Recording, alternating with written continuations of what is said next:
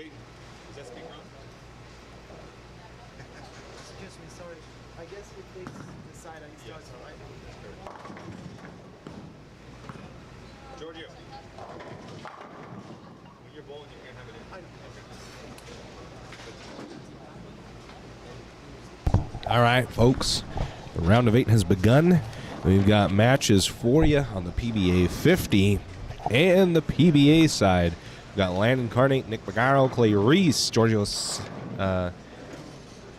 Cleaness. I asked him how to. I know the guy for a while, and someone say his name. On the PBA 50 side, Steve Plumpkin versus Tony Rodriguez, Jeff Conrady, Robert Brown. 3 games, total pinfall. So we've got some matches you're not going to want to miss. Some starts of the matches. Head on over here. PBA 50 side, Steve Plumpkin, Jeff Conrady's story has been battling cancer, actually, and has made it. He's bowled great and has made it in to the round of 8, bowling Robert Brown. The 7 versus 2 seed match. Robert Brown being the 2 seed.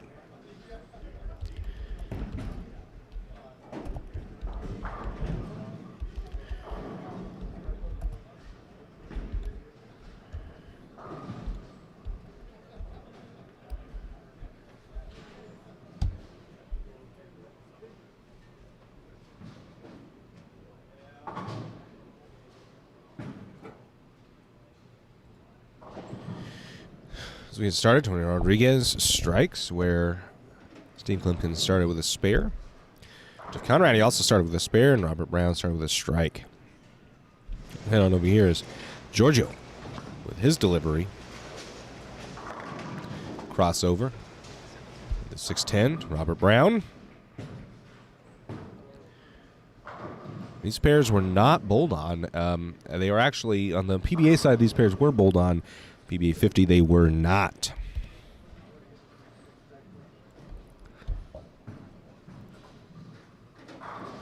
For those of you filing in, if you haven't already, go ahead and share the video for me. That helps me out a ton, gets it out to more people so we can get more people watching, and it helps us out a ton.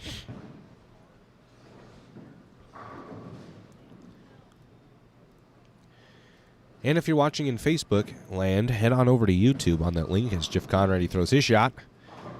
Mixer, 710. Ouch. Head on over to YouTube land. That helps me out a ton as well. Links are pinned down in the comments section. So you just hit that link that I just pinned in the comments section on Facebook. And that takes you right on over to the YouTube channel where you can watch, and head on over here to see Nick Bagaro with his shot. Late 28 goes 10 back. That's a really good ball. Wow. Great ball. Steve Plumpkin left. We'll see if he can pick this split. We always like split picks, don't we? Oh, he cut it up too much. Cut it too much. Almost got it. Let's see Jeff Conrady up. Now, local guy. See what he's got for us. John Burkett just off the side there in lane 10. Former MLB pitcher.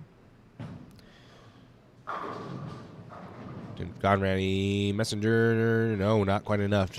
Nick Bagaro on 27 just went 10 back, so they're both bowling well.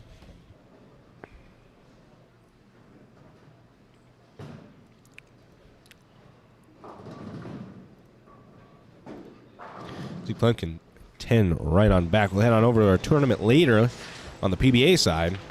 Landon Carnate. League 28 here. Led the tournament for quite some time now, bowling great. That's 10 straight back. Landon starts out with a 4-bagger. As they break down, Landon's not going to, I don't think he'll be caught. It's going to be a tough beat for Nick Bagaro.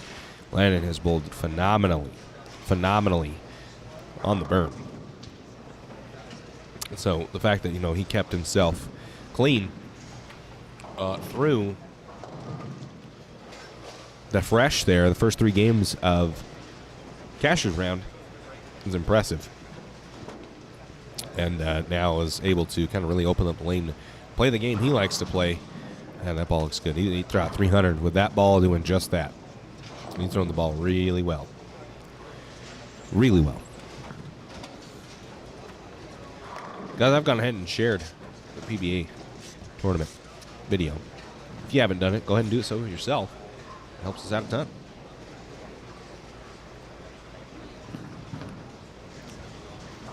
Nick Pagaro, let's see what he's got. Oh, it's 10 back. So good close match to begin right here in front of us on 27-28 with Nick Pagaro.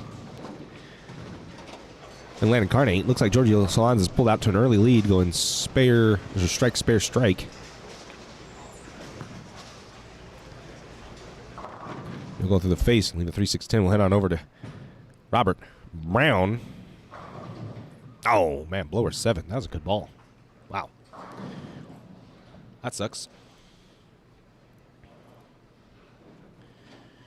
See Tony Rodriguez Jr. up now.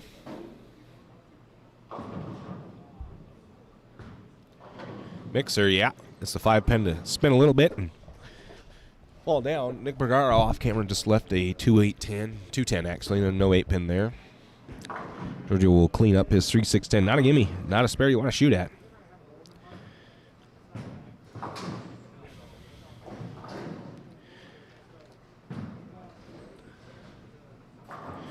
Not a spare you want to shoot at.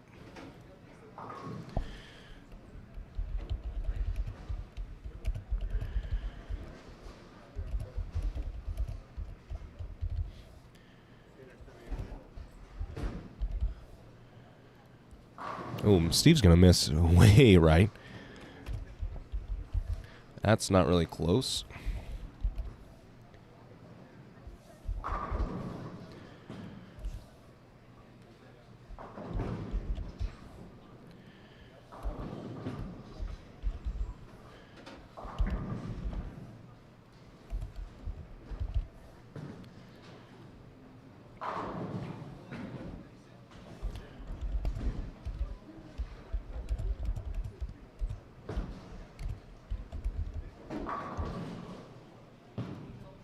See if Steve can clean this up. We'll head on over to see Landon Carnate's shot. He does. Landon up 27 on a 6-bagger. Grabbed that one a lot. Oh, flushed it. Man, that ball allows him to really wrap it. Like he can crush that ball, and it doesn't overbounce. So he's got something going on for sure. For sure.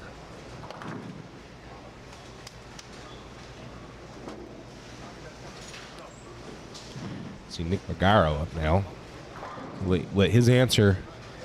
He had a strong game going against Landon until that open there. He's going to get back on track and strike, but he's going to be down quite a few pins to start out as. Let's see Jeff Conrady as Giorgio threw his ball and struck.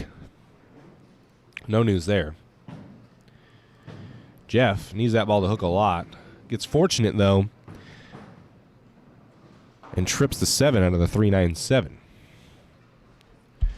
So, got Nick Pagaro. I'm really needing one here.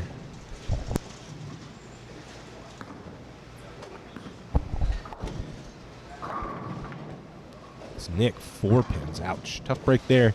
And on over to take a look at Steve.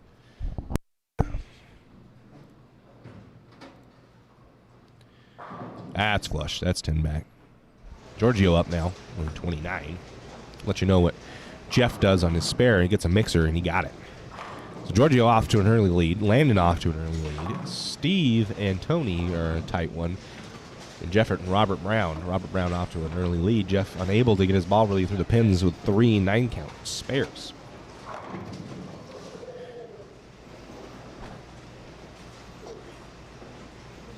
Tony up. Head on over and watch his ball.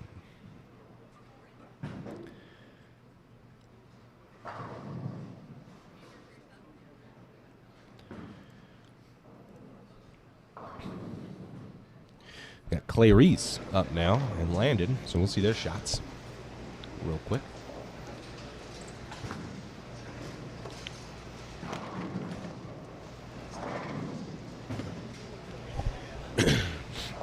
Robert Brown off camera left 3/4 of the bucket. 2-for-8. Landon strikes again. So Landon with the front 8. And we have a 300 on stream. We yet to have a 300 on stream. Landon did shoot a 300 in the final game of qualifying yesterday. So it would be really nice to see him shoot a 300 here. Clay up now. Down a little bit. Needs a strike here. Oh, no. Can't quite crumble the bucket on that light hit. Got up. No, this is Robert Brown shooting at his bucket. Head on back over here. See Landon's 9th frame attempt. That ball is really clean off his hand. He likes it. Oh, yeah. Slaps the 10 out. Messenger came over, but no one was home. The 6-pin did its job.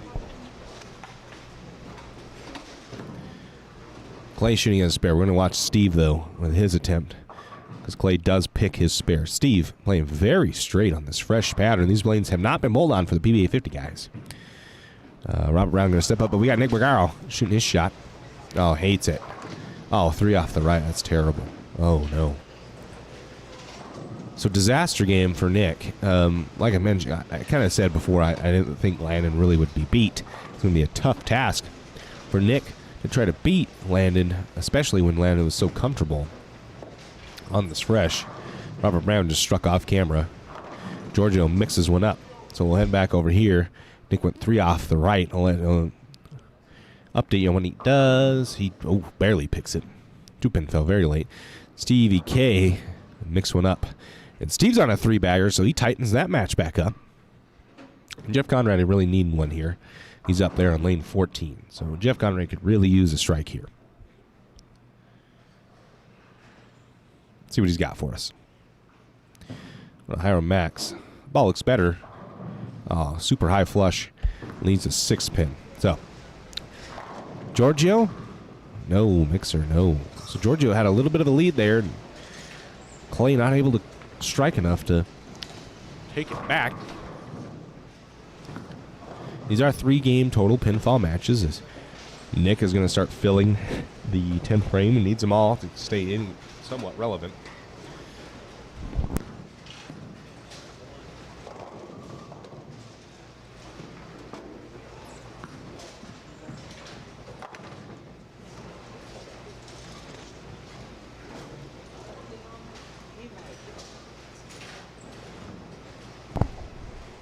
All right, Nick up here. See what he's got. Ball looks better. Oh, 10-pin won't go. Just can't quite get the ball through the pins right. Yeah, we're going to get scores. I'll get you scores as soon as games are over. Steven. Assuming you want to know what Noah's score is and how his match is going. So I've got one of my helpers, Kenzie West. Big shout out to her. Doing a lot of work for us here at Championship Bowling to bring you guys the coverage live. Let's bring Jeff Conrady up. That's a better ball. That's a better ball. He needed one. Staying clean, staying strong. So yeah, I'm going to have her go grab scores as games are finishing up.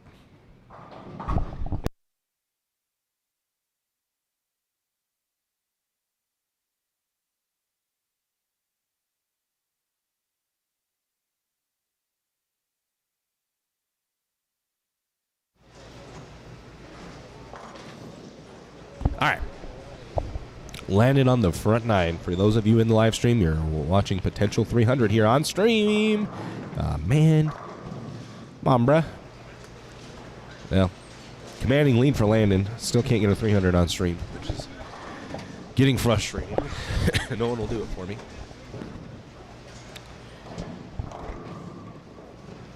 Clay Reese up.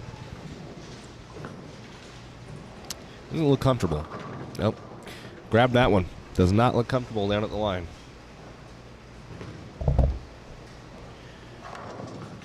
Go over to Robert Brown. Landon picked his spare.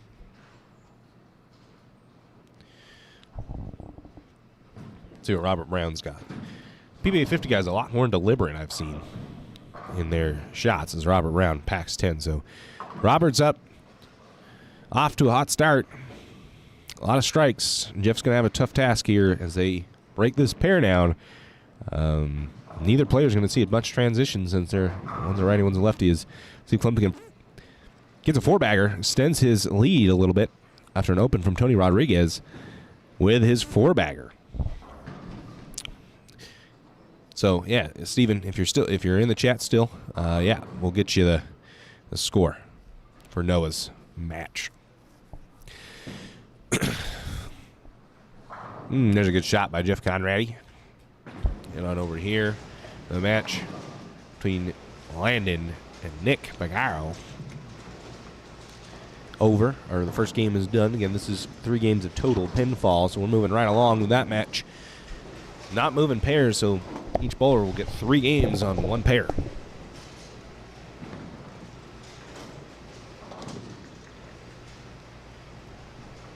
Look like scores are updated online anymore, which is unfortunate. We wish they were. Yeah, that's a good question, Steven. Landon's ball, I'm not sure what it is. It's a motive something.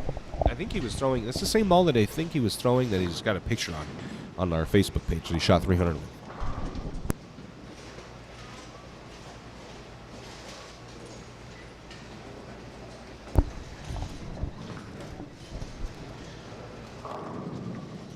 Ooh. Leaves 3/4 of the bucket there. 2-4-5. Giorgio now up. A little bit of a lead over Clay Reese. Clay unable to strike. Like I said, he doesn't look super comfortable. He's kind of grabbing everything. Fortunate to not have left many splits. It's Giorgio 2-8s. But gonna need a strike, I feel like, against Giorgio. I don't know, 29-30 doesn't look like a amazing pair to score on. Unfortunately, Robert Brown up on lane 14 will mix one up, so he's off to a commanding lead over Jeff Conradi. Jeff, though, managing to put a string of strikes of his own together to try to keep at least some, or not let Robert get too far away. Tony Rodriguez needing a strike there to keep this close, as Steve Plumpkin's gone on a 5-bagger on him.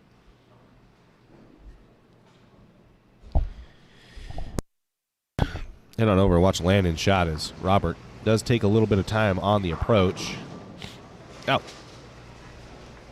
I don't know. Landon's looks starting to go a little bit away. I feel like maybe he's throwing... I don't think these balls are bad. It's not going through the pins quite as well as the first 10 frames of his first game. Ooh, flat 10 there for Robert. A little bit of an opening for Jeff to make up some pins with that shot. Take a look at Clay. A little more comfortable release there. A lot better result, but still can't get the corner to fall. No messenger. No messenger for Clay.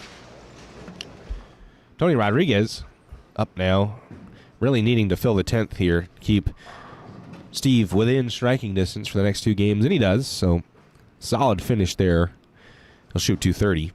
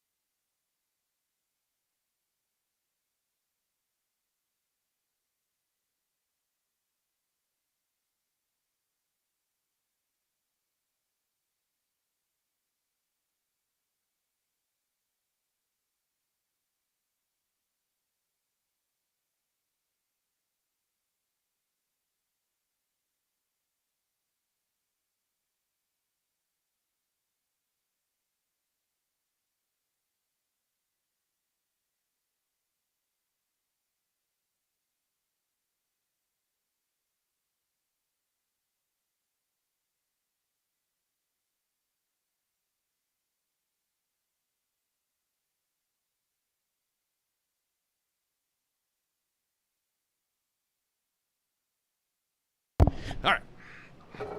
Appreciate you guys' patience there. Had a camera battery die. We're back up and running, though. No problem. Steve Mixer. So Steve's going to throw a big game after a bumpy start there to start with. He's right back on it. Nick, though, this match of Landon and Nick is completely turned sideways as Landon's struggling to strike, has changed balls, gets a mixer there, and Nick has got thrown a 3-bagger out. Jeff Conrady off camera just left a 7 pin. It was a dirty one. Blower 7.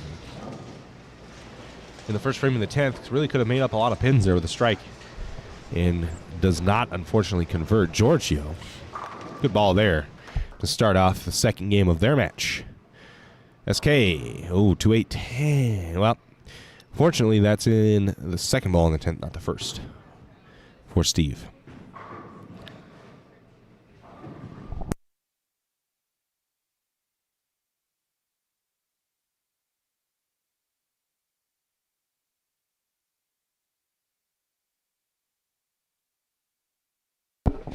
Still waiting scores from the PBA side. PBA 50 is not quite done yet, other than the match you have in front of us.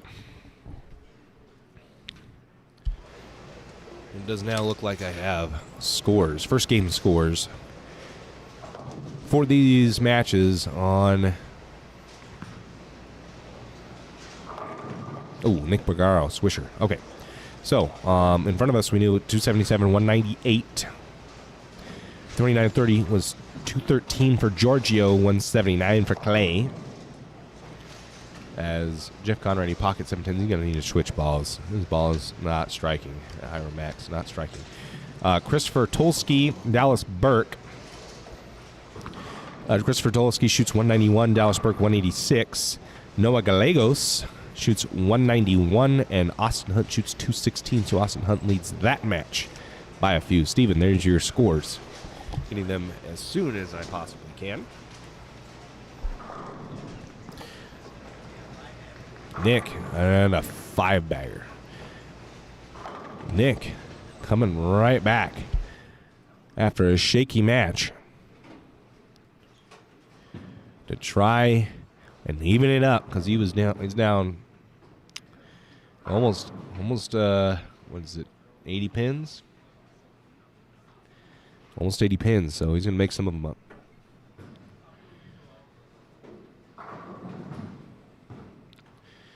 Awesome. Yeah, so Noah down just a little bit. Kept it close. 191-216. 2 games to go. Find a look and be good as Robert Brown, 8 pins. That was a solid ball to 8 pin on. Landon Carney off camera just buried another one, so he's changed balls and now has gotten a little better look. That's crazy. That lane changed so quickly. Landon went from a 9-bagger to not being able to strike in the 10th first and second frames of this game. We made a ball change. Giorgio, another strike. So he's got a 3-bagger. Clay and Giorgio throwing punches at each other after their game ended very close.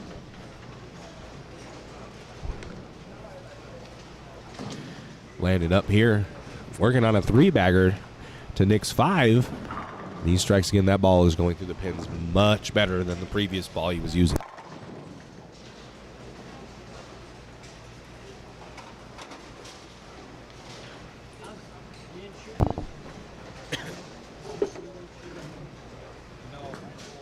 Play.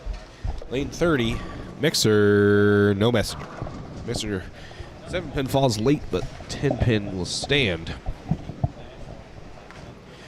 Watch Jeff Conrady real quick, as Nick Barrell and Jeff both setting up at the same time. So I'll update you on what Nick does with his 5-bagger. Oh, Stone's an 8-pin. Oof.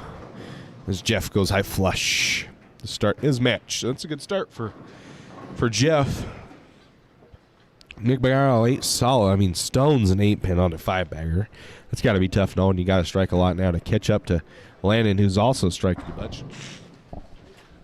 Excuse me, I do have a scoring update from the PBA 50 side. So Jeff Conrady shoots 200 to Robert Brown's 242. Stick Plumpkin shoots 233 to Tony Rodriguez's 229. So Tony Rodriguez keeps that one close. Russ Hunt beats John Burkett. Russ Hunt shoots 217. John Burkett 156. So tough game there for John. He's going to have a lot of round to make up. And then Bob Brosnow shoots 210 on Greg Thomas's 184. So there's your scoring updates for the PBA and PBA 50 side. Watch Nick Bergaro after stoning an 8-pin. Oh, and super high flush, and then trips the 4 out of the 4-9. Close one there for Nick.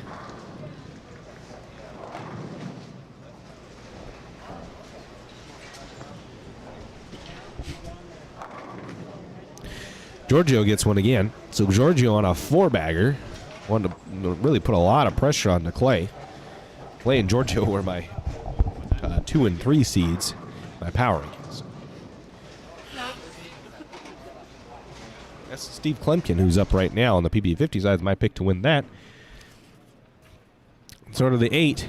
Ooh, that's a good shot from Steve. High flush.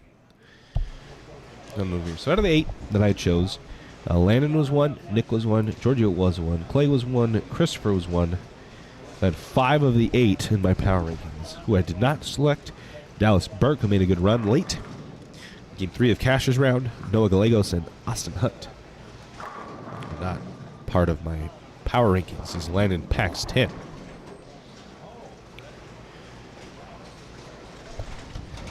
Folks over there in YouTube land, I've pinned the comment. Oh, Giorgio really grabbed that one. Yeah. Smashed that one, grabbed it, hit up on it a little too much. Anyway, folks over in Facebook land, I did pinned a comment. So if you're looking at the video, there's a pinned comment. It's a link. It takes you right to YouTube, and you watch this in full HD. Who wouldn't want to do that? It helps you out, but you get to busy and better quality. It helps me out, too, because I get a little kickback from YouTube, and I don't from Facebook. So watch on YouTube. That's what I'm saying. Go over to YouTube. Watch it there. Interact in the comments. Like the video. There's 50 of you watching on YouTube. I got 1 like. Kind of help brother out. Help brother out. Also, there's a little money sign thing on the chat. You can click that and show your support for me. I'd appreciate that too. We bought a bunch of breaks for some of the bowlers. We had some money rolling in through there, and everybody was stripping everything out. So bowling gods do appreciate when you hit that little dollar sign. Maybe they'll help one of the bowlers that you're rooting for this tournament.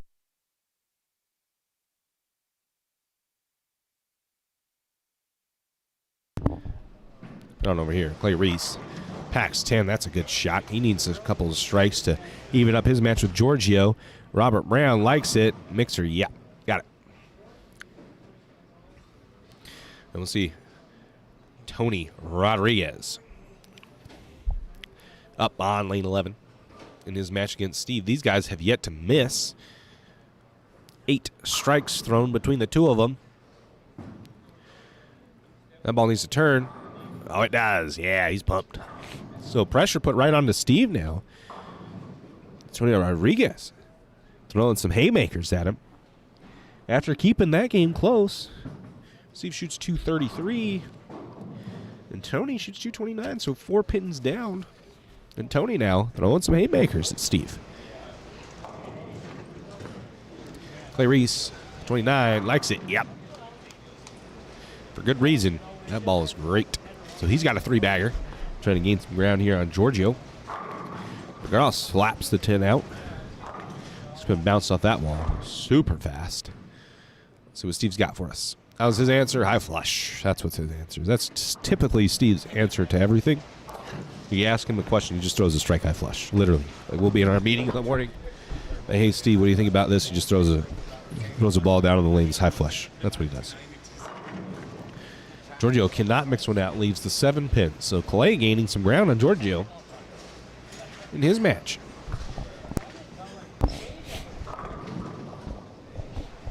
Landon gets one. So after a ball change, after going front 9, Landon changes balls. And now as a 7-bagger.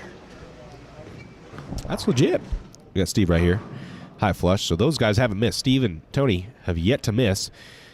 Guys, that's kind of the difference. You know, if you want to bowl on tour, anybody interested in bowling on the regional tour and the national tour, that's what you're going to see. Jeff Conrad, he goes through the face. That's what you're going to see. The state of mind it takes for Landon to make that ball change after going front 9. Like, how many of you would make a ball change after going front 9? Right. So it goes front 9, ball changes, after, doesn't quits going through the pins. Tony Rodriguez, again, still has yet to miss. And now goes back 9. Like, that is some next level stuff. You want to make it to the next level, this is the stuff that you have to think about. You got to be able to recognize that maybe 2 shots after you just went front 9, that your ball reaction's gone. We'll go back over here. Bang. Landon's going to be an impossible beat. Wow, his look is so good. He throws the ball perfect for what this pattern's asking for. Giorgio up on 29. Oh, wraps a 10. That's dirty.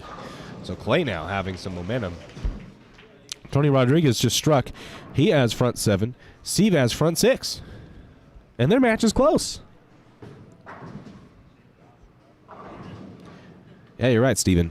That if you want to get to the next level, physical game is gonna get you to a pretty high level, but you'll never really succeed very much out here on tour without having that kind of state of mind. Not maybe keeping calm when you don't strike after front 9, and then having the state of mind to watch your ball through the pins and know you need a ball change. That's the next level. You want to be successful out here and make money, that's how it's going to happen. Steve Mixer, 5-7 falls super late to keep his streak alive.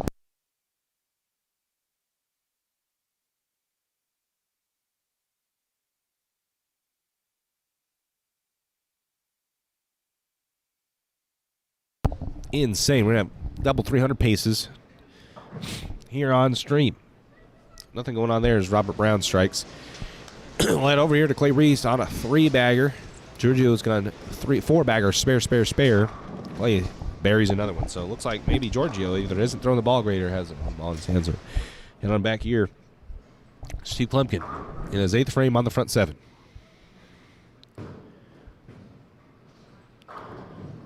High flush. No doubt. 0 doubt. Wow. I mean, this is impressive down here on the PBA 50 side. Impressive. So Tony Rodriguez is going to step up on the front 7, down by 4 pins, knowing that if he doesn't strike here, he's still down by 4 pins after being front 7. Robert Brown packs 10. So we'll head on over here, watch Clay's shot real quick, and go back to Tony Rodriguez. Oh, Clay throws an awful ball through the face. When he needed a strike, being a little bit down to Giorgio out the first game. Tony Rodriguez, lane 12. Pretty good looking ball. Oh, 6-pin won't come out of the ditch. Tripped the 7 up. So my guy Tony goes front 7, 10-pin in the 8th, and is down even more than he was when he started this game. That's tough. That is tough. Good spare there by Clay. Really needed to continue to strike to keep the pressure down on Giorgio, because Giorgio can now punch and won't lose by much if Clay punches. Tony Rodriguez did pick up his 10-pin. We got Landon now to begin the first. Oh, pocket 7-10s. Wow. And that was a wrap pocket 7-10. Really, let's watch this again. I'm watching on YouTube now. No, it was more flat. It's like a half 10. Almost rang it, but just laid in the gutter and bounced around. Jeff Conrady up. Jeff really needs to strike a couple times. Jeff could really use a couple of strikes. Gets one there, doubles up. Excuse me. Doubles up. Tony Rodriguez was front 7, 9 spare. Oh, slaps the 9-pin sideways. Giorgio working on a strike now. What's his answer to Clay?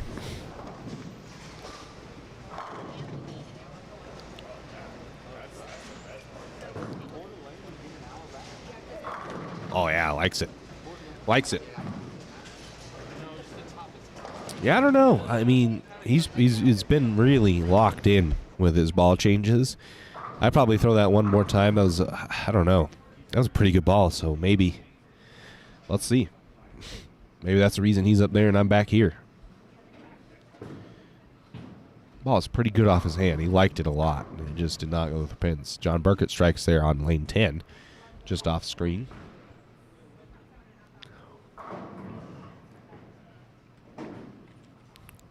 It's a good ball by Steve. Yeah. So Steve on another 300 pace. He had front 9 in qualifying, or in the cashers round earlier this morning, and now has front 9 in the second game of his round of 8 match as Nick Bagaro packs 10 and goes double. So again, Nick really needing a good game here.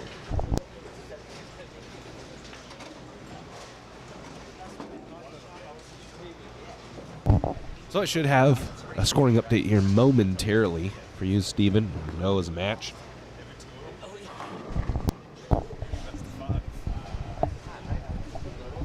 Clay getting set up here. We'll go about the same time as Steve. If Steve starts going, I'm going to switch it. We're switching it. I'll let you know what Clay does. Clay strikes, and Steve in the 10th. First in the 10th. Twice in a row.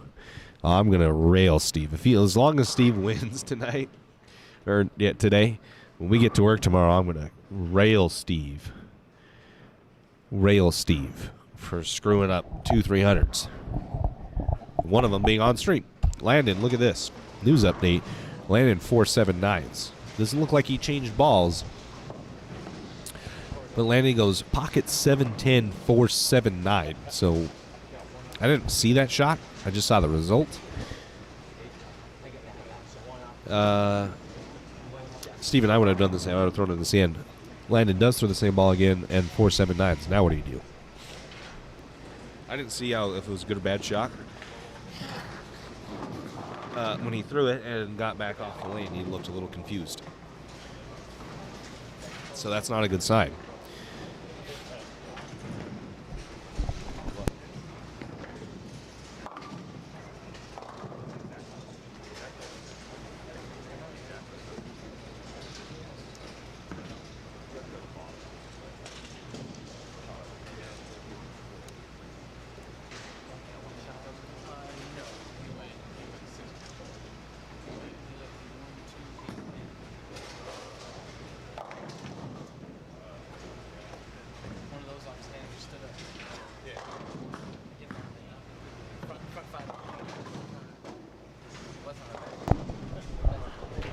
Ooh.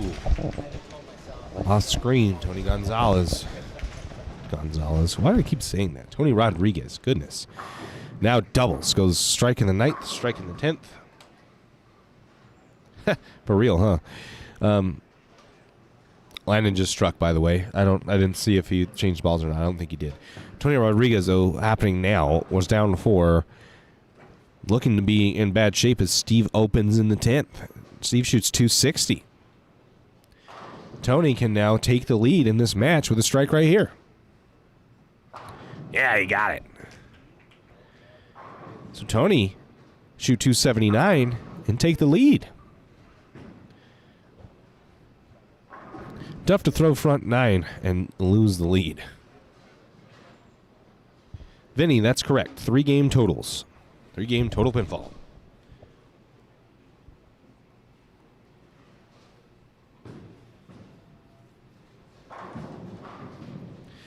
And I will have a scoring update for Game 2 here momentarily.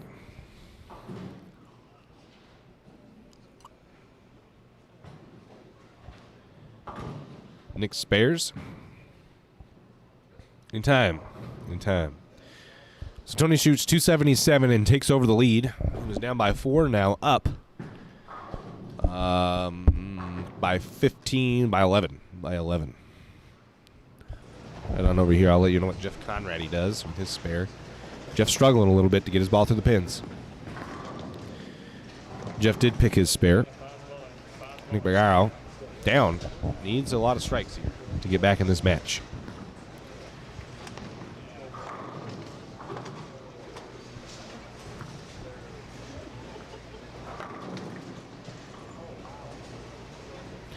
Let's see what Nick's got for us. It is pretty crazy. Nick, turn back. So Landon, a little bit of trouble here. I mean, he built quite a bit of the lead. Look at that. I want to see how things change. Steve's going to go open after front 9. Open through front 9. Pretty crazy. Pretty crazy. Robert Brown through the face. That's an open. Big-time opening for Jeff Conradi. Landon. Bang. Splits the 8-9. Same ball, though. Same ball he was using. It looks like he just made a move.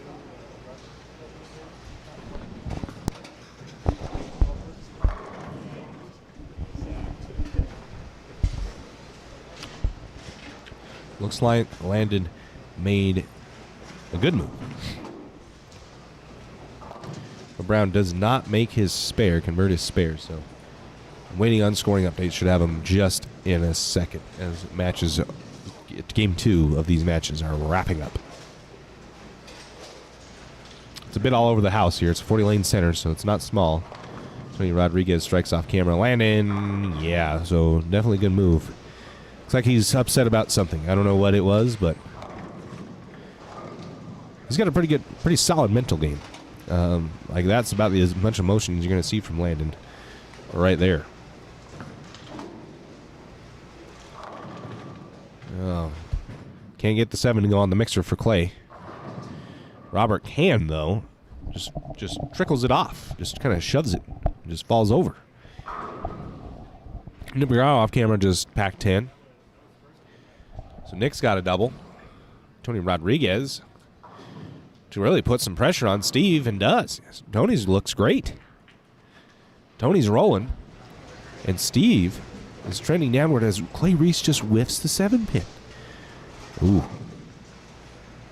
That is not good. Appreciate you tuning in. For those of you on the Facebook world, you're going to want to head on over. Want to head on over to YouTube. I pinned it in the comments. I've pinned it in the comments. The YouTube link. You go to the YouTube link, guess what? I'm going to answer your comments.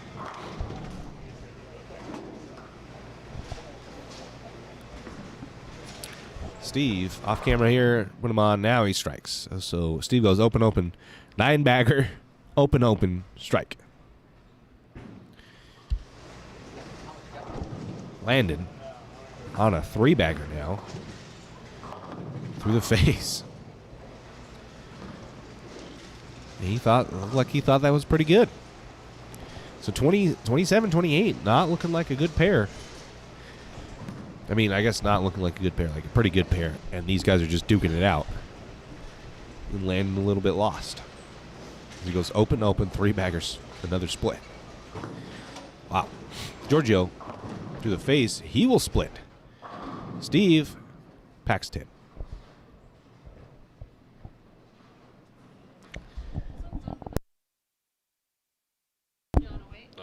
I'll do. So I have the PBA 50 or PBA main event up now.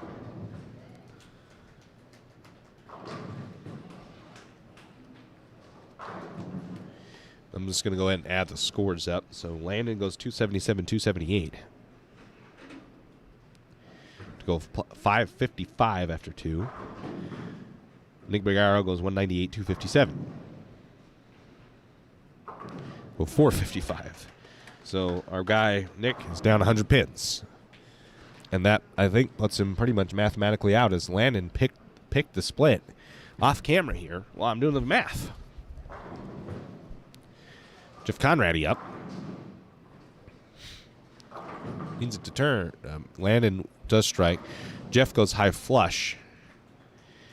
Now Jeff got a little bit of a lead here. Can make up some pins. And over here. Well, Tony, who's going to go first? Tony's going to go first. So let's watch Tony Rodriguez on his front 3. Keeping pressure on Steve. Likes it. Oh, he's feeling it as he spears the 9-pin, just trips it. Just chop blocks the 9-pin to fall forward. Nick Bergara also strikes on a 4-bagger. Nick down 100 pins, though, and I don't really think he's got a chance at this point. I think Nick's run it 2 titles in a row is over.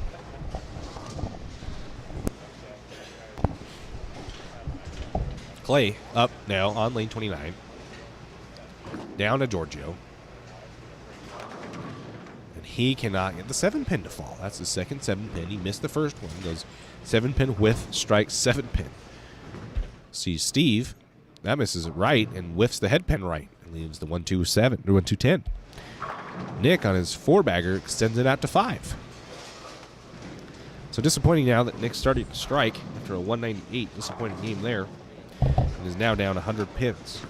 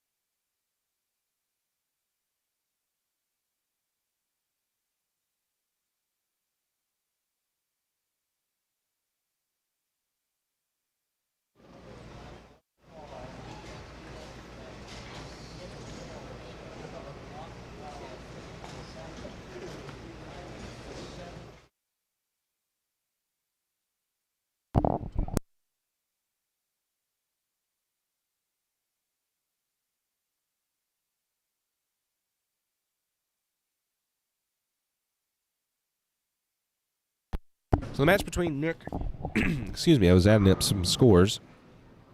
Did you guys hear the scores? I think I went over them, and I might have been on mute.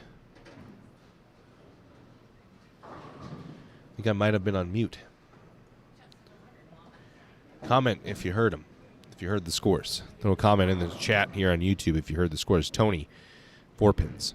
Clay, almost 7-10, strips of 7. For those over in YouTube land, did you guys hear the scores? Did I have the scores while you could hear them? If not, I'll go over them again. I've got game totals, 2 game totals. Round just struck.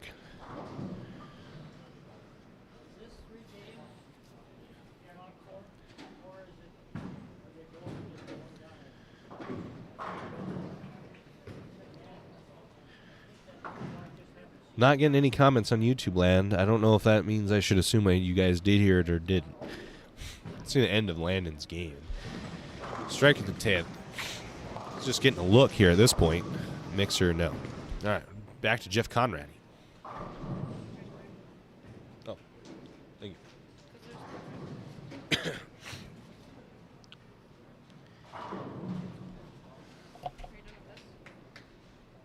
Will you do it like this, too?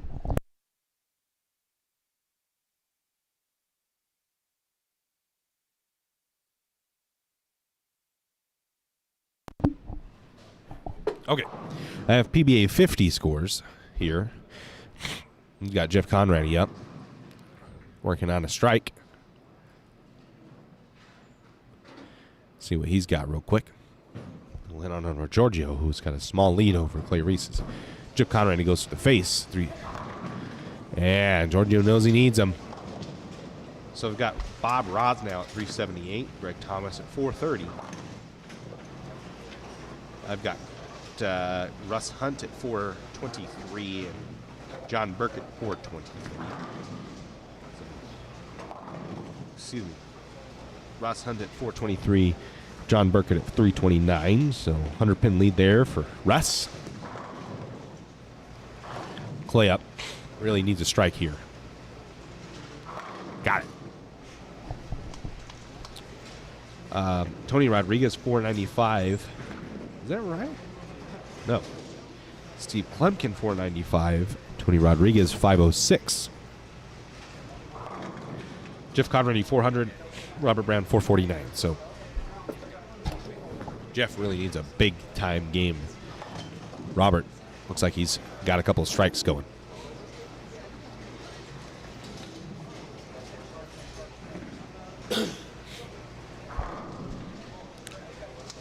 Clay needs another here. Clay needs another. Oh, man. Fast 8. Fast 8 as Robert Brown goes to face leads 3-6-10. Tony Rodriguez here. A little bit of a lead. Is Tony Rodriguez really going to take out Steve? That's insane. That is some clutch bowling.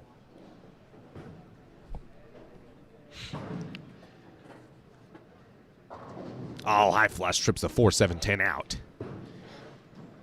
Wow.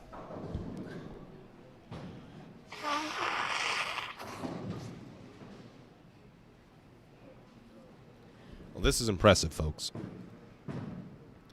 This is impressive. Tony Rodriguez with a commanding lead.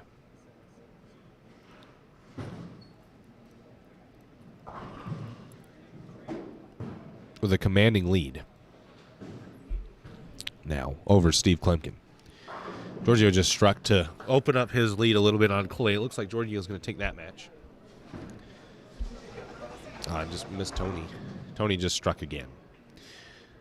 So Tony really putting the pressure down on Steve.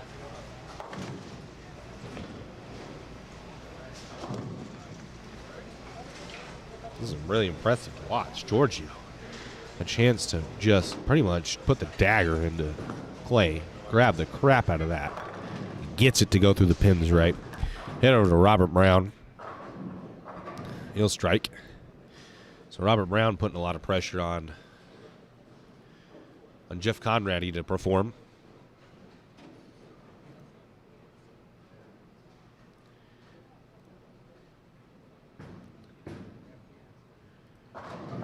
That's a good ball from Steve. Head on over here. Clay Reese needs to punch out and needs help from Giorgio to have any shot. And he'll 2-pin. So Giorgio is going to move on. Giorgio's going to move on. Looks like Tony Rodriguez has a solid chance of moving on, although he's only 11 pins, like I said, ahead of Steve.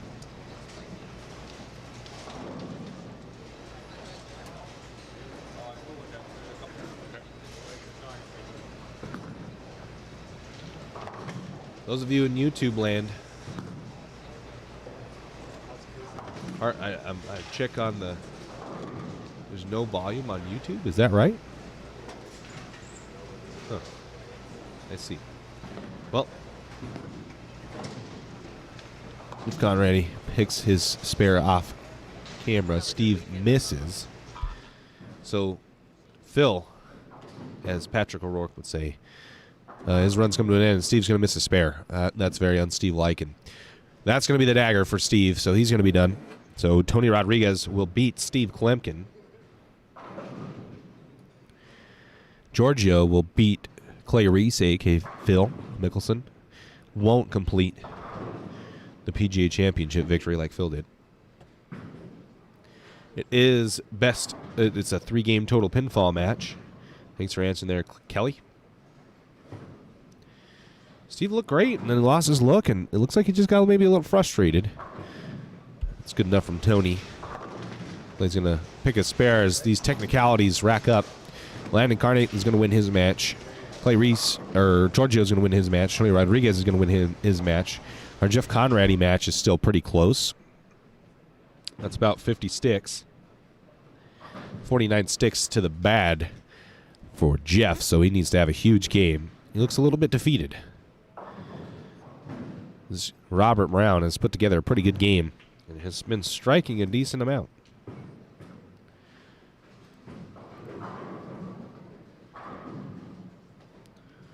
I see. Thanks, Jeff.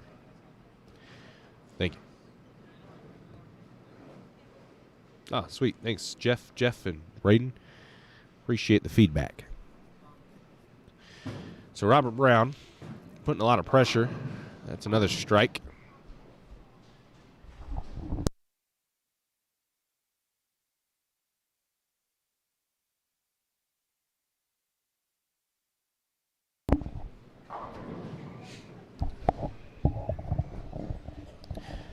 Giorgio did not strike in his first ball in the 10th, but that 5-bagger he put together before is going to help him push through and beat. Yeah, they had good runs. Steve was my pick. Both my number 1 picks are out. Sort of lost. If I could have bet on Tyler Norris to place, like to make the cut, I think his odds probably would have been pretty good, a lot of value. I would have definitely put money on Tyler and Jamie to make the cut. We need to get that going. We need betting and bowling. That'd be fun. Giorgio just looking for a look now. Wraps a 10-pin. So he'll move on. Landon Carnate will move on.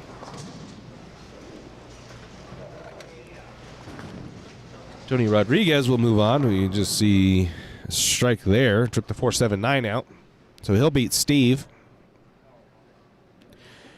And it's looking like Jeff Conrady will also lose to Robert Brown.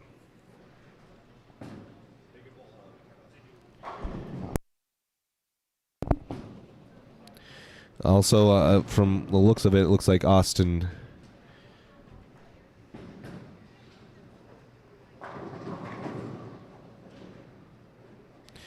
What's it? Austin? What's his name? Austin what?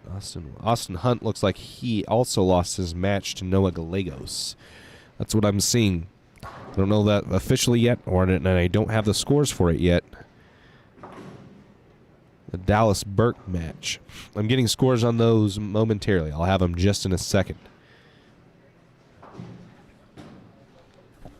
Momentarily, I'll have those scores. Just Conrady. He finally gets a strike in this game, so he's got two strikes and he's clean. Solid to go. Robert Brown, though, bowling really good.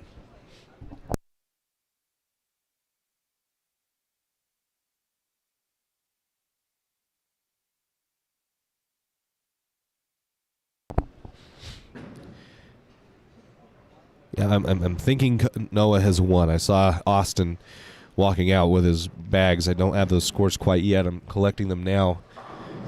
Like I said, this 40-lane house, we got everybody spread out. As you can see, we have 27 through 34 and 5, 6, 7, 8, 9, 10, 11, 12 being in use. And got Kenzie out there running around grabbing scores for everybody. Steve filling against 10th frame is a technicality. Good bowling to Steve, making it this far. He never had really a good, comfortable look other than the 2 games that he had front 9 on. Other than that, he did not necessarily struggle, maybe to Steve's standards struggle, but he's going to come out, he's going to go away with a check. Not the check he was looking for, though. He was definitely looking for that $2,000 check at the very top of the PBA 50 event.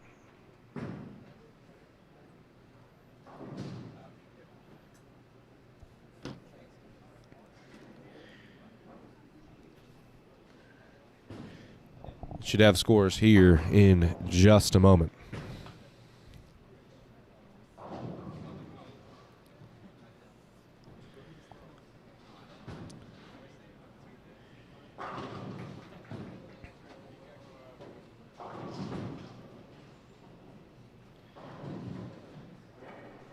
So I think at this point, the Jeff Conradi match is over.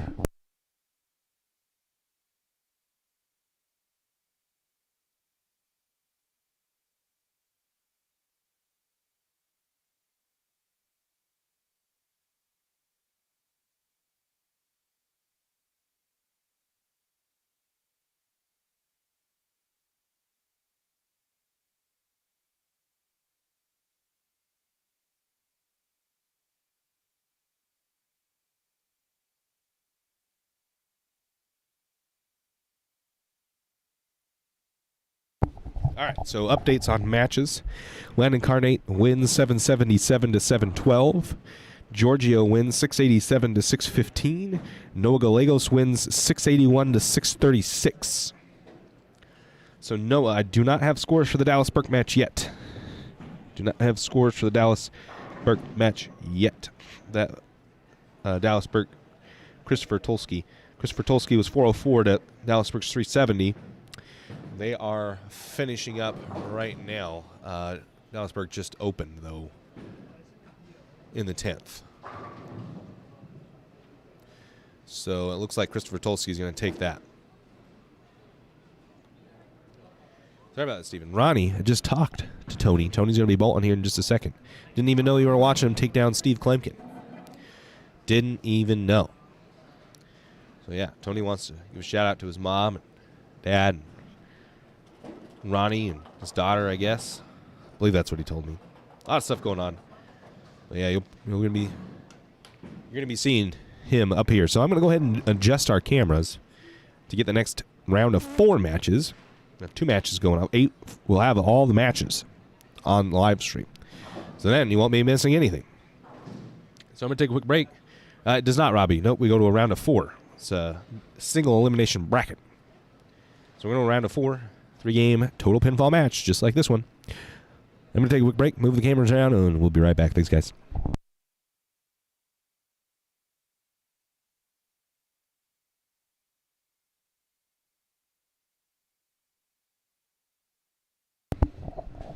Breaking, though, before I go, we do have the scores for the Chris Tulski-Dallas Burke match. Chris Tulski shoots 589. Dallas Burke shoots 527. Chris Tulski moves on. For those wondering about the Dallas Burke Chris Tulski match, I think that was Jeff Massey in the Facebook chat. So there you go. There's your Burke match. I'm going to be right back, like I said. Moving around the cameras. Thanks, guys.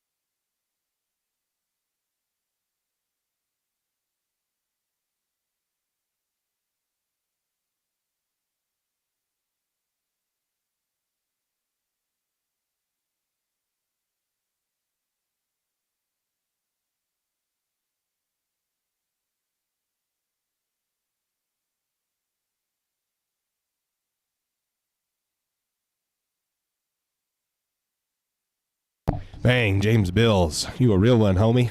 Thank you, my friend. I appreciate it wholeheartedly. I appreciate it. Gracias, senor. It's the kind of support that we like. Someone's getting a break now. You just bought a break for somebody, James. I don't know who it is yet, but you just bought him a break. Thank you.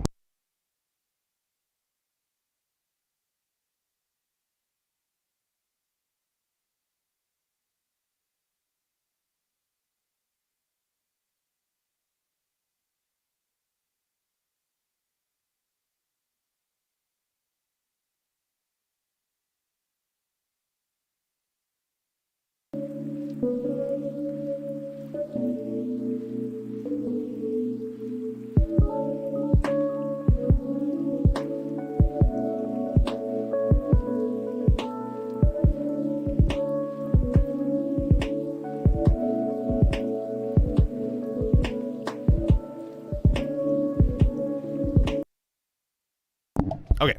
Thanks for your patience, folks.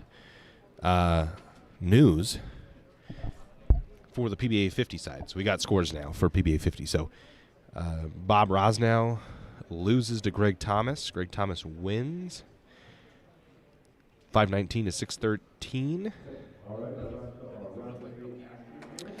Russ Hunt wins 631 to 533 over John Burkett. Steve Plumpkin loses to Tony Rodriguez 676 742 for Tony. Solid set for Tony. And then Robert Brown wins 674 to 600. Jeff Conrady shoots 200 to shoot 600. Pretty crazy. So I am going to filter through, get the cameras ready, and then I'll be right back. Thanks, guys. The camera's ready. Jeff Conrady right back. 200 to shoot 600. Pretty crazy. So I am going to filter through, get the cameras ready, and then I'll be right back. Thanks, guys. Pretty crazy. So I am going to filter through, get the cameras ready, and I'll be right back. Thanks, guys. 200 to shoot 600. Pretty crazy. So I am going to filter through, get the cameras ready, and I'll be right back. Thanks, guys.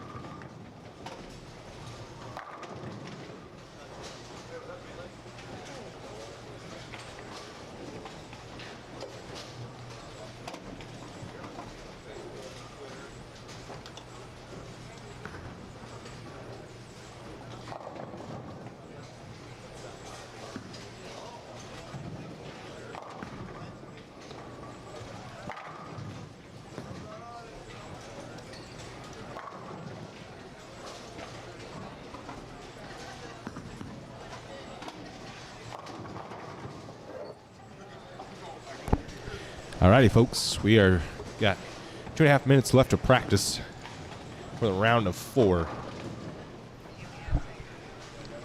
Here in front of us, we've gone 23-24. We got Giorgio Clinas versus Landon Carney. And then we have Noah Gallegos on 25-26 versus Chris Tolsky. So 3 of my top 10ers are in this. And then on the PBA 50 side, we've got Greg Thomas versus Russ Hunt on 15 and 16.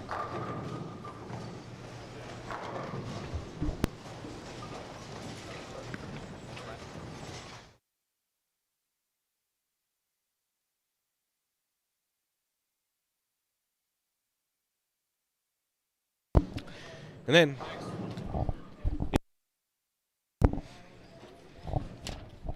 then over here on 15, 16, 17, 18, I've got Greg Thomas. We know that. Greg Thomas versus Russ Hunt. And then we have Tony Rodriguez Jr. versus Robert Brown. Tony Rodriguez wants to give a shout out to all his family watching, mom, dad, daughter, I believe. Everybody in the YouTube chat, thank you so much for watching. Stay in tune. Just under a minute left to practice. Once we get the action started, 3 games, total pinfall. We'll be right back. Thanks, guys.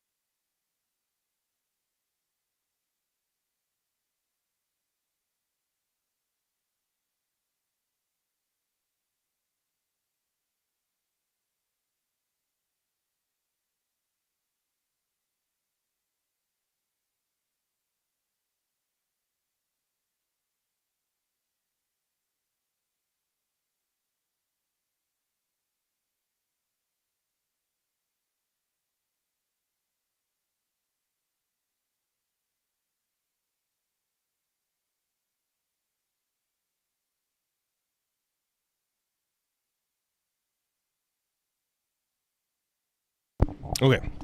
Thanks, folks, for your patience there.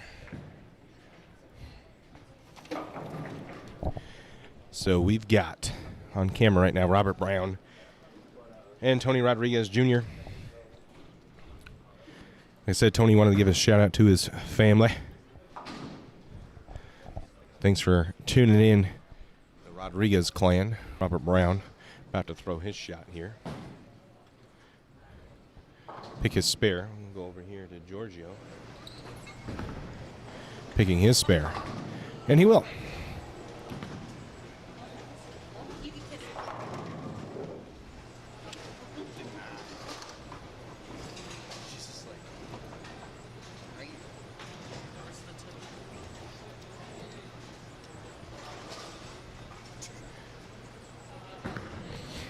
Only 2 matches now. Catch all the action. Still 3 games. 3 games total pinfall for all those watching. 3 games total pinfall. This is game 1. We're on fresh pairs. Pairs that were not used this morning. So from here on out, we're all going to be on fresh pairs. Moving on.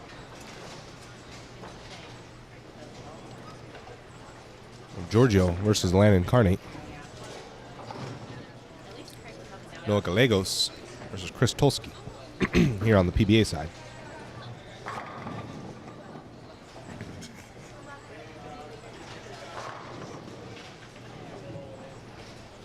Landon up on lane 24. See what he's got here.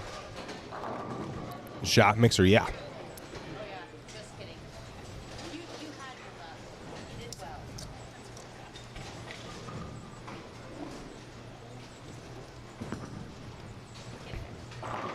Ooh, Crystal, oh, wow. I don't know what just came out of the back, but it came up out of the pit and tripped the 9-pin forward. Wow, what a shot for Chris Tulski. So Landon Carnate, Giorgio. Landon starts with a double. Giorgio goes spare strike. Both these guys were better on the burn. So having to develop some new ways to strike on the fresh as Landon shoots a 3-bagger right out of the gate at Giorgio. Chris Tulski now over on lane 25.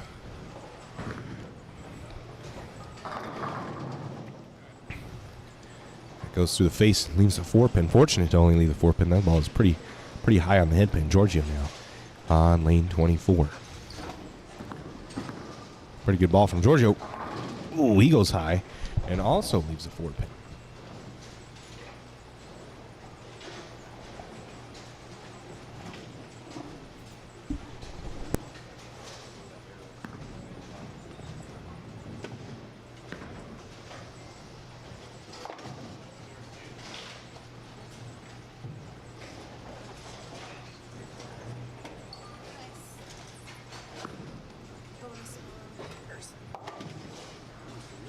For 5 seconds.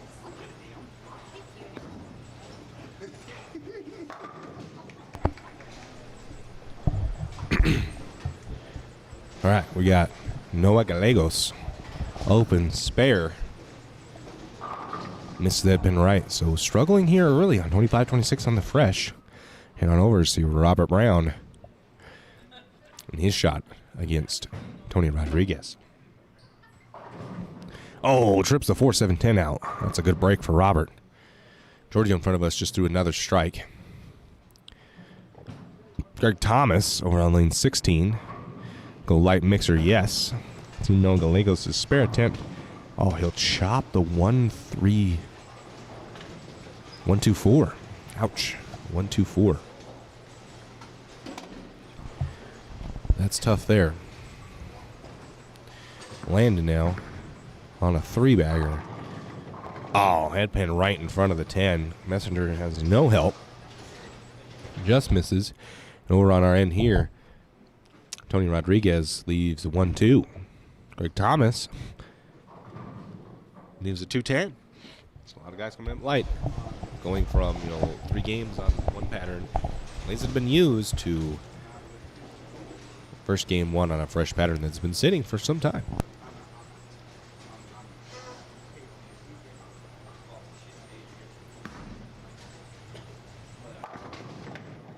Steven, yes. 3-game matches still. There are still 3-game matches. As Noah leaves a 4-pin, and Landon picks his 10.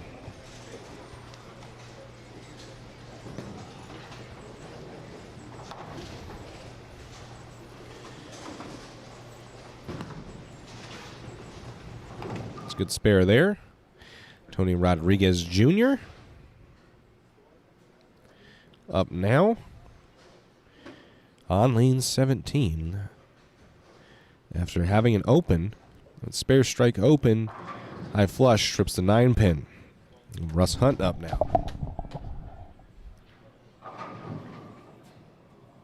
Landon Carnate just mixed out a nice strike. Russ Hunt. Christopher Tulski just missed. Russ Hunt went 4-pin.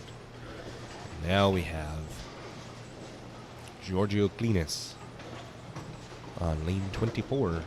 Working on a strike. Trying to keep this match close with Landon. And that was really up the back of it. And it misses it right, and he whiffs the head pin right.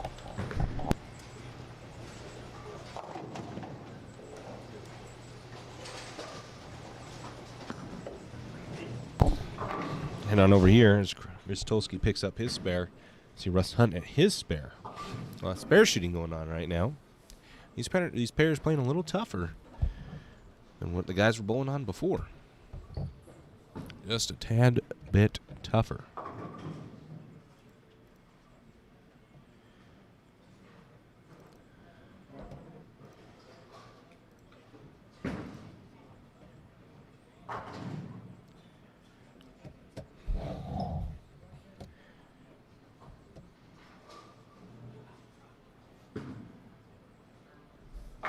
Tolsky, 10 back just off camera there. Russ Hunt leaves the 2.48.10. Giorgio Klinis. Oh, super high flush. Almost left some of the back row there. 10 pin stands. The 9 and the 8 fall a little bit late. Robert Brown up now.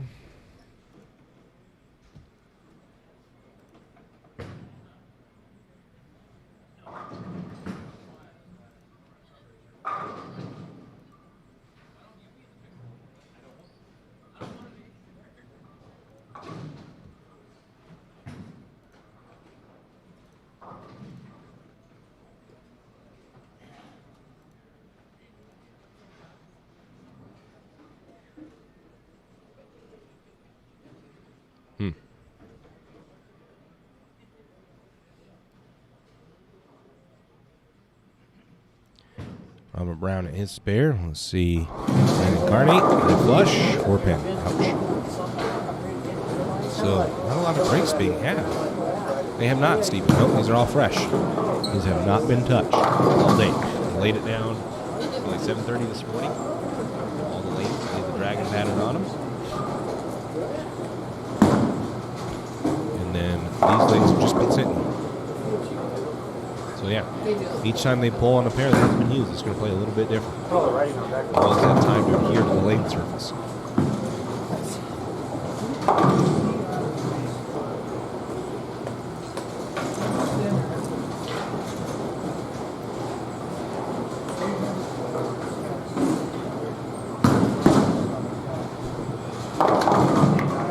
Noah picks up his spare.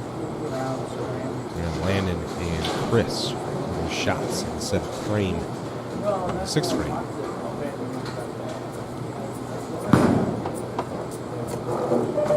Tony Gonzalez goes ahead and picks up the 2-8. Landon hates that ball off his hand. He's going to Brooklyn lose a 5 pin.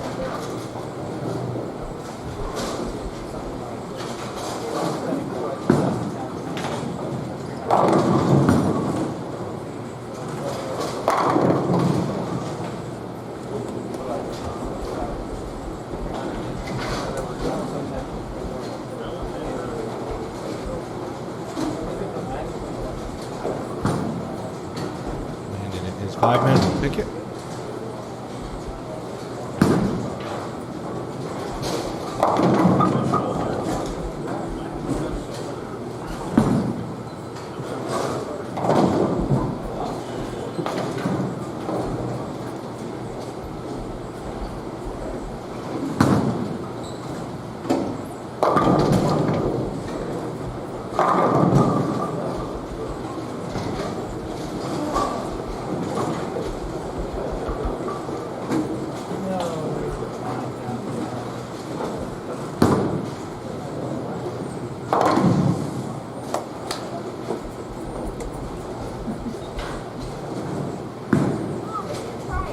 Chris, high flush, yes, got that one. Giorgio at the 9 pin now, hooking at it. I think he's hooking at it on purpose to try to just pull some oil off the back ends, get his ball to shape a little better. They're getting tougher and tougher, tighter and tighter as the day goes on.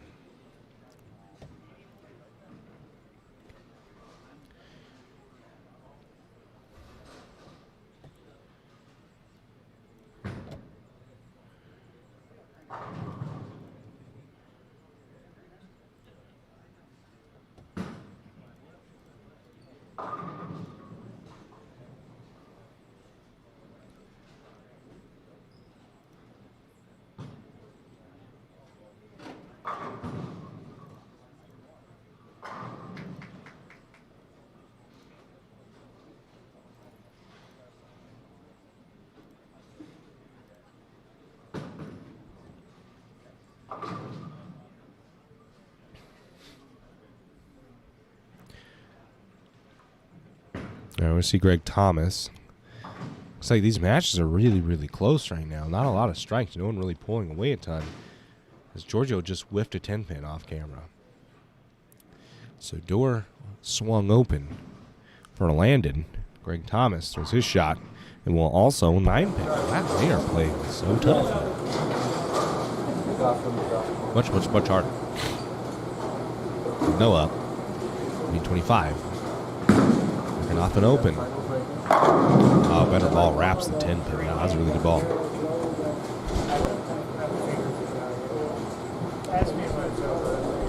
Landon now off of Giorgio open.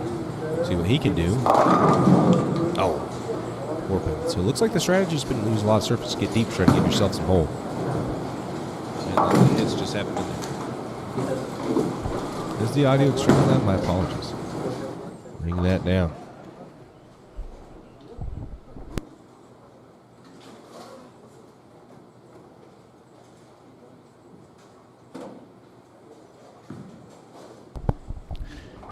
Landon picks up his spare.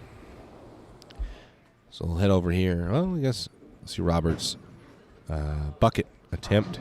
We'll pick it. Chris Tulski working on a strike and doubles. Good shot there.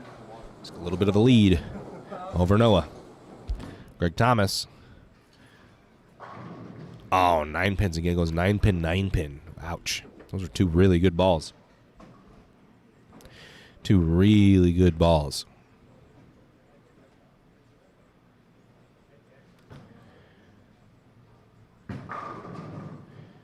Landon just struck off camera. Tony missed the head pin right. The hook he had in his games on the previous. They just aren't there.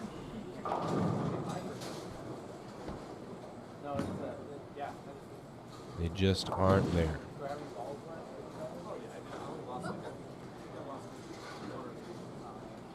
Giorgio now. Solid shot and 4 pins. Can't get it to fall forward, though. See Tony and his washout. 2 washouts left. 1 by Tony, 1 by Chris. Tony will only get 2. Chris will get 2 also. Another open. No one really taking advantage of this match. Russ Hunt through the face, 6-10. Giorgio at his spare. Pickett.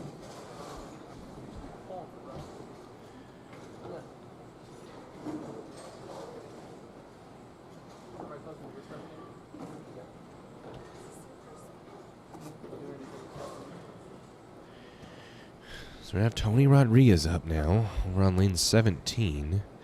Off of an open. Not too far behind, though. Robert Brown. Yeah, the fresh. And it's fresh that's been sitting a long time. Tony just got a really good break, tripping the 10 out of that split. And it's fresh oil that's been sitting a long time. Here's Noah. Wrap a 10-pin. Wow, he's thrown. How many times has he done that? That's twice in a row. 2 really good balls. Wrap 10, wrap 10.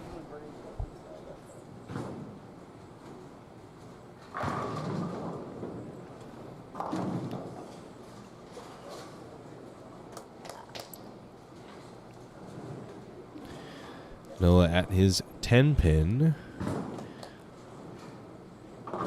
So with that open by Chris, this opens up the door a little bit for Noah to try to make up some pins. And he was down in the first part of this match.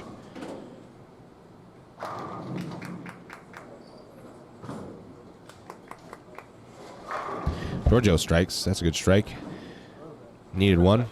It's doubled now in the 10th. We'll head over here to Robert Brown.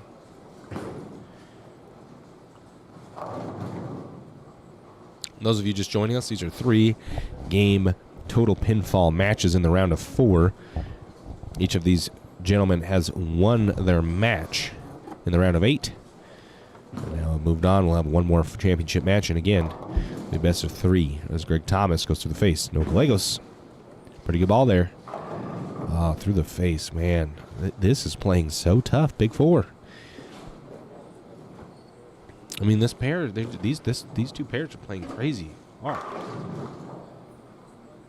Crazy hard. Robert Brown just misses that 3/4 bucket. 1, 2, 4, 1, 2. Jeez, the 2, 4, 5. Goodness. Let's see if Greg Thomas can pick us a little splitsky here. Oh, close though. Big 4 pick maybe. And these pairs are just playing so hard compared to what they have been. They're a totally new animal. Pairs that have not been bowled on and that have had time to adhere to the lane surface. Noah's just going for the burn me up a line move there in a zone change, and we'll be down no less than 30, probably more. Landon having a tough time getting his ball to shape. I mean, how many total strikes do we have thrown so far? Giorgio shoots 196, and that ain't a bad game. You were losing ground on the field an hour ago with that game. You're now probably going to be high man. Besides Chris Tolsky can shoot 202 with a punch.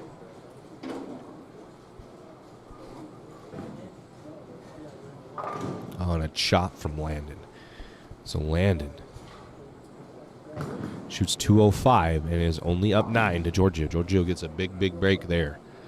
Big break. Give Giorgio some time to develop some friction. He's going to start bowling really good. Krystolski, yeah, you got it. So Krystolski's probably going to shoot 2-0. 2-0 from Landon, our leader. 2-0 from Krystolski. 140 from Noah Gallegos. 196 from Giorgio Klinas. So Giorgio will start this match off. Moved left. Mixer, yeah, got it. Tony Rodriguez struck and can now start to take a little bit of a lead with a couple more strikes here in the 10th over Robert.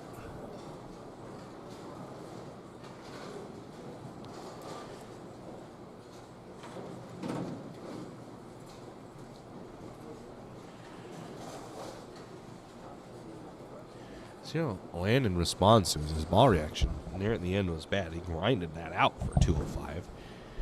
And he's through the face. Tony Rodriguez through the face leaves an identical ball to Landon. And the identical results.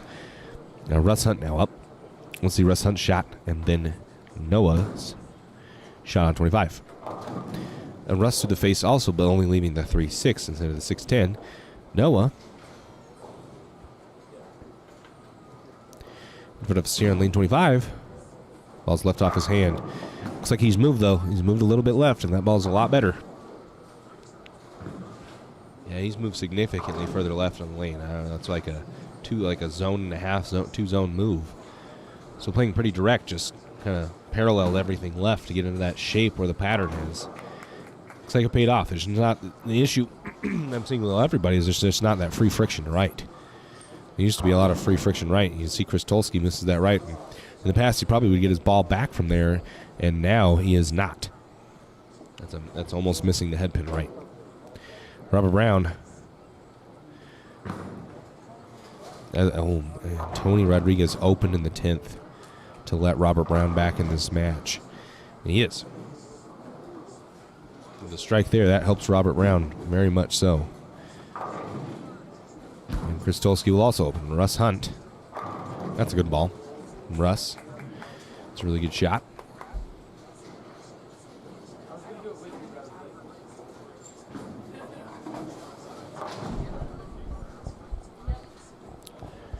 So low scoring is the story now. Grindfest. Leave stuff you can pick. That's what it's come down to. Landon has started spare. Krystolski throwing his shot here at 25. Wraps a 10 pin. That's a good shot. Robert Brown mixes another one. Robert's the only one really getting his ball back from out there. So it looks like 17-18 hooks a little bit more than the rest of the patterns do on the right side. Giorgio's moved even further left.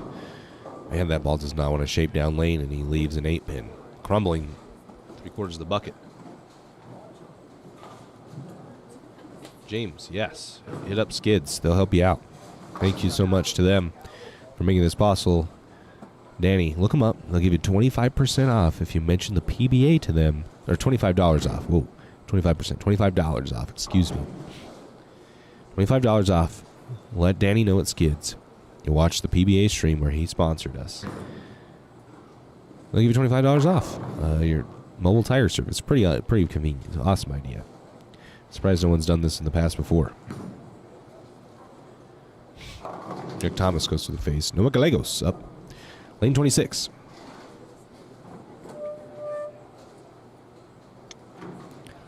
Pretty good looking ball there. Oh man, just didn't want to get back. I need five sevens. Just no free friction. No free friction anymore. Giorgio with a solid ball there. Giorgio looks like he's got a little bit hold left. Doesn't have that friction right. That's why the scores are a little bit low, but he does have a little bit of hold with that move he's made. He's got really deep, probably played deepest out of everybody except maybe Landon.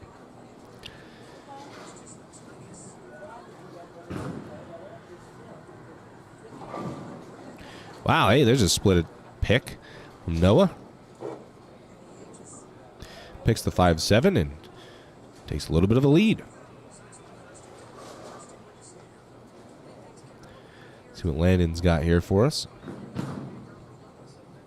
High flush, yes. Trips the 4-10 out late. And Russ Hunt also strikes. So Tony Rodriguez up now.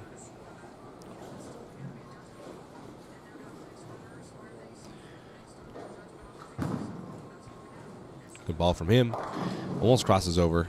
Trips the 6 out of the 6-10. And it's only 10 pin now left. Solid ball there from Noah. Looks like it was a little bit slower and a little bit further left. And shaped nicely. And went through the pin. So that's pretty solid. That's pretty clutch split pick. Noah. Keep himself in a lead here. After struggling game one. Good shot there from Landon. Landon and Giorgio are deep on game two of this fresh 45-foot dragon. Krystolski. Oh, fast 8. Not a bad ball. And a very poor result.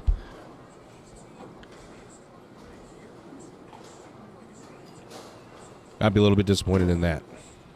Giorgio. Ball gets right quick. Just is laboring. As you can see that extra little push down lane from that extra 2-3 feet of oil.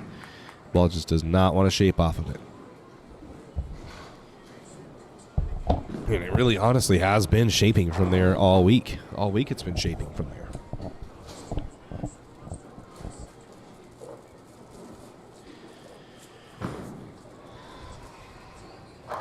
Brown 10 back. Good shot. Oh, Giorgio with a nice spare pick. A little washout pick. Just keep himself relevant in this match against Landon. So we're going to take a look at Krystolski. The exact same time as Greg Thomas is. Oh no. Can't roll the 4. Greg Thomas did strike. We're going to have Giorgio up. The exact same Robert Brown is going. Robert Brown takes a very long time to go. He's very deliberate. We're going to sit to see both of them, actually. Giorgio, high flush, and Robert Brown. Flat 10 from Robert. We want to go through the pins. Krystolski's going to pick his 10 pin. 7 pin, excuse me.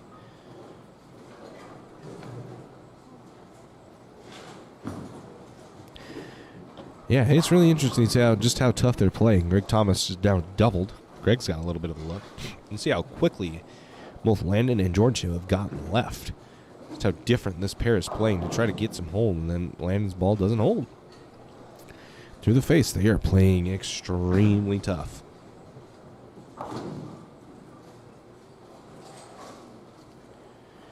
Yeah, James, his ball, he's got some wild swings. Oh, Noah trips the 2-8, doubles up on Krystolski after getting down a little bit in that first game. Making up the pins now. Yeah, Greg Thomas's swings, oh, man. I don't know if I could do that. Props to him. See what Tony Rodriguez is. Well, there's some Tony fans out there watching him. Watched him take down Steve. He wasn't even aware of it. And now he's in the round of 4 and needs that ball to turn. Oh, gets a good break there. It's a good break there. All right. Now, Over to Noah. See what he's got. On a double. Pretty good looking ball there. Oh, wow. That's a bad break. So he goes from getting fortunate to roll the 2-8 to 4-pinning on a pretty solid shot. That's tough. Guys, we need you guys to buy some more breaks for these guys. They're not getting any breaks out here. Buy a break. Tony Rodriguez. That ball's right. No, he won't get as fortunate as he was on the previous ball. And we'll leave the 2-8. That's just the 2-pin. Just the 2. Noah did clean up his spare. So he's off to a decent start. Landon also cleaned up his 10-pin he left. Got Russ Hunt now on lane 15. That's a face 6-pin. Krastolski went 10 back when he needed it. First strike of this game.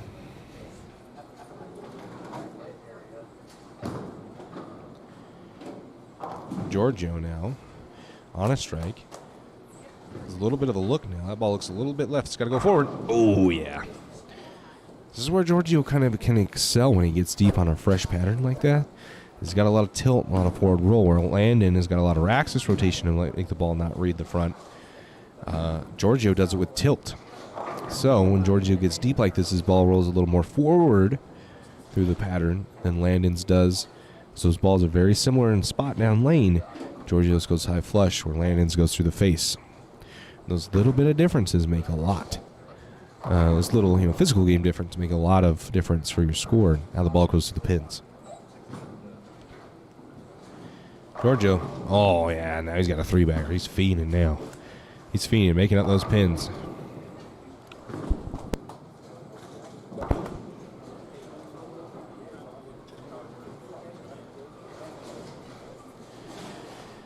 Man, I did not foresee this pair being so hard, and it sucks that Giorgio is bowling Landon. I'd like to see this in a final match pairing, because they're two probably the best bowlers bowling the best right now on this pattern.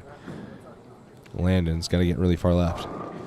You can see his ball it's very wet dry almost, it looks like, for him, kind of. That's how I would explain it to a house shot bowler. What really is happening is it's speed sensitive. So if he got that a little bit slower, it bounces off the end of the pattern, not necessarily the side, but the end of it. Greg Thomas picks up his spare. And on over here to Noah. Landon's ball bounces off the end of the pattern sideways when he gets all that rotation on it, where Giorgio's rolls a little more forward. It's similar what you're looking at in like a league condition when he gets wet dry, but that's left to right wet dry, not front to back. Typically you can harness front to back motion with surface, but in this case, with it being a long pattern, at some point your ball start hooking too early, it won't go through the pins. So long patterns are a little bit tougher as far as like how you need to get the ball to go through the pins and how you do it with your hand. And on over here and see Tony Rodriguez Jr. up on lane 18. That's a good ball from Tony. Needed one, and he got it. Landon's up, throws his shot. Lane 23. Oh, his ball just won't go to the pins. He might get a messenger here. Oh, it just rolls right in front of it. You can kind of see that ball like gets to the pins, but it won't go through him. He's got to slow up. He slows up a little. This is what he's feeling right now, I think.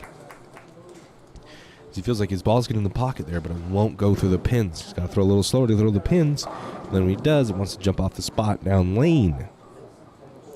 So what do? It's a tough one. So Giorgio doesn't really have the issue. He can get very much more up the back of the ball, and he doesn't have that issue where he needs to control his speed a little easier because that ball has a lot of tilt, so it doesn't read the front. Tony Rodriguez doubles, has a lot of tilt, so the ball doesn't want to read the front as much, and that little bit of more forward roll helps it blend out the end of the pattern.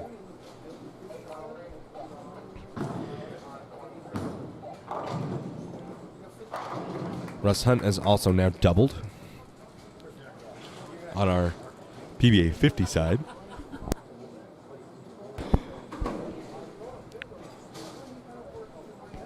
Looks like Robert Brown will be going here now. So yeah, we'll take a look at Robert Brown. Flat 10, Chris Tolsky, lane 26, 10 bag. So tight match here. Noah losing a little bit of some pins to begin with. Trying to make him up. Chris Tolsky will not let him away. He's staying right there on his tail. Landon will pick the 10 pin. Now Giorgio can really put the hammer down on the 4-bagger here going into the foundation frames. Chris Tolsky can put some pressure on Noah too with a strike here. Yeah, I got it. 6 pin just slapped the 10 out.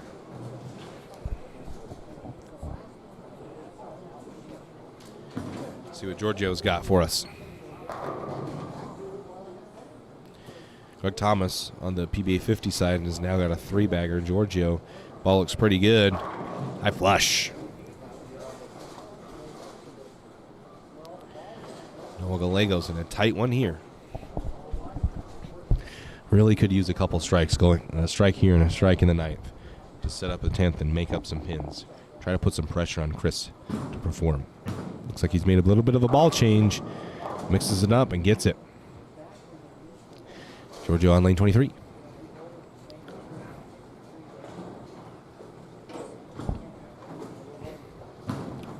Oh, yeah, 5-bagger for Giorgio. So Giorgio's really put some pressure on Landon now. Giorgio's in his element. He's got the right ball in his hand. He's in the right part of the lane. And when he gets comfortable, he strikes a lot. I've seen it happen all too many times. I've lost a lot of money to that look right there. It's not a good sign when you see him walking shots like that off.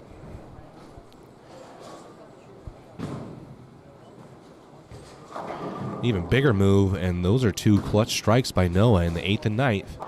Try to put some pressure on Chris. Make him show up. Landon's also made a ball change and will 9-pin. Wow, his look has just dissipated. It's gone.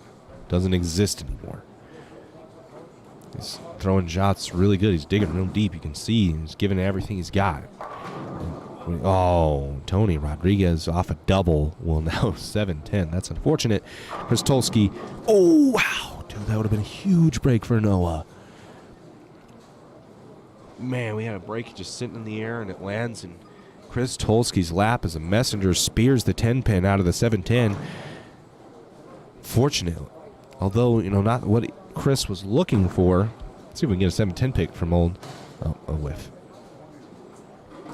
Although not what Chris was looking for, that is a massive break. So he won't lose many pins.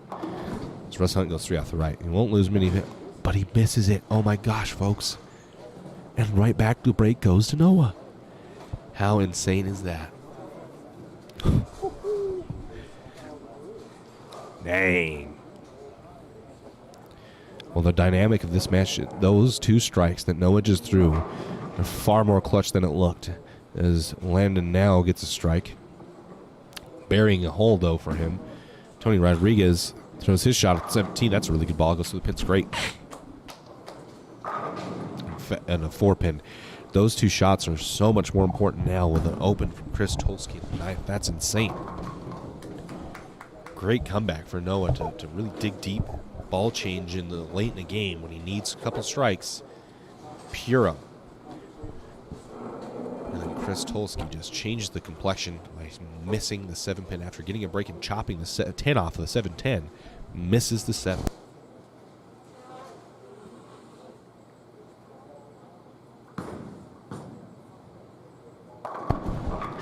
And then Landon goes to the face. Landon's a bit lost. He's frustrated. This is the most emotion I've seen out of him all day, all weekend. Very calm and collected all weekend. And at this point, you got to be present. You're looking up at the scoreboard and you see Giorgio with a 5-bagger on a pair that's playing pretty hard. That Giorgio looks like he's figured out at this point. It's got to be mentally tough. It's tough to look at that. So Landon shoots 185. 185. Giorgio has the opportunity to shoot 260 right here. And just gap Landon out of the tournament.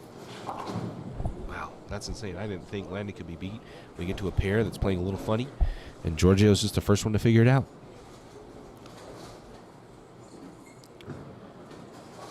Spun that a lot off his hand.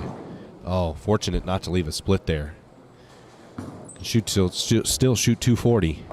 Greg Thomas, that's a nice strike. So Greg Thomas is added to a 5-bagger now. He's got an opportunity to shoot 260. And over to Noah Gallegos. For those of you just joining us, we're bowling 3-game matches. This is the second game of 3-game matches. It is total pinfall. Ah, dang it. You'd like to see Noah have struck there. That would have been big time in pins. Giorgio opens. Oh my gosh. 215. So an opportunity to really, shut the door in Landon's face, and Giorgio whiffs on the 3-6-10. It's not a spare you want to see in the first frame of the 10th, and that is exactly why. This 3-6-10 is never a gimme. It's a very good spare by Noah Gallegos to add another 10 pins onto this and try to get some back some of the pins that he lost to Christopher in the first game. These are 3-game matches, total pinfall. And no one is wanting to shut the door on anybody right now. This is pretty insane.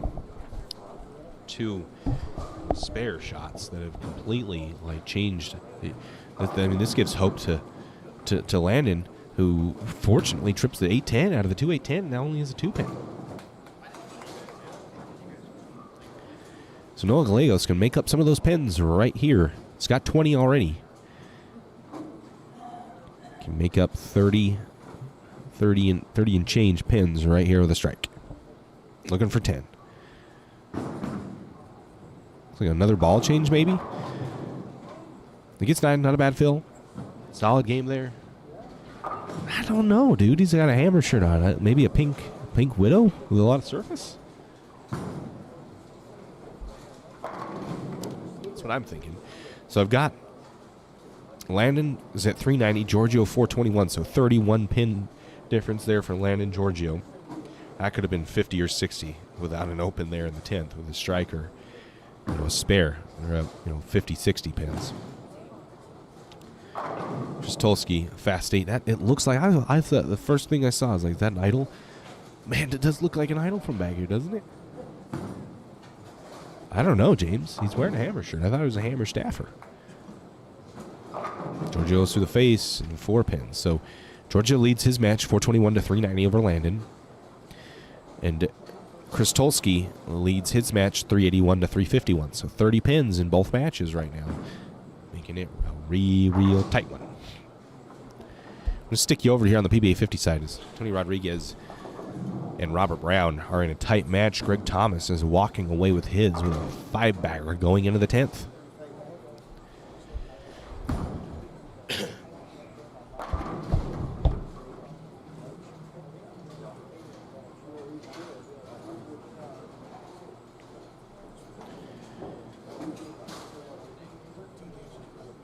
Let's see what Tony Rodriguez has for us here. Needs one. Okay. Wow. I was going to say that's a terrible break. Leave the 7 pin there. Wobbles a little bit, falls back. Noah Gallegos over on 26 just tripped out the 210 out of the 2-8, or the 210 out of the 2-4-10. Excuse me. Giorgio's gone to the face again, and luckily tripped out the 3-6 out of the 3-6-10. He didn't want to shoot at that again.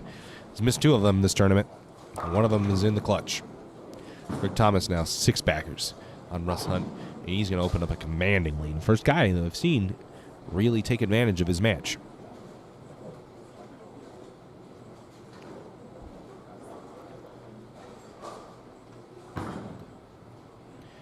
Again, for those of you new, that's a good shot from Robert Brown, wanting to get back into it after 2 opens from Tony Rodriguez Jr. in the 6th and 8th frames. If you're just joining us, these are 3-game matches, total pinfall. We're in game 2 here. This is the end of game 2 for the PBA 50 guys. We're in the beginning of game 3 for the PBA Regional Tour guys. Gallegos just struck. So we got a tight match here with Robert Brown. Take a look at Landon Carnate through the face. Greg Churches. Both. Yeah, he's frustrated. This is the most emotion I've seen out of Landon all weekend. You can tell he's a little bit lost, a little bit frustrated. I don't know if he's throwing the ball tremendously, and I don't know if he's got the right ball in his hand. It doesn't look like it's making the right shape down lane. So after Noah Gallegos goes spare strike start, Chris Tulski does the same. And a split conversion there for Greg Thomas. We have another one. Oh, no, he only gets 3. No, Landon gets 3 the hard way. Robert Brown can maintain a lead here with a couple strikes in the 10th. Well, this strike right here is the most important one. And then he's got a 3-pin lead over Tony Rodriguez. Yeah, it's 10 back for Chris. Chris is locked in right now.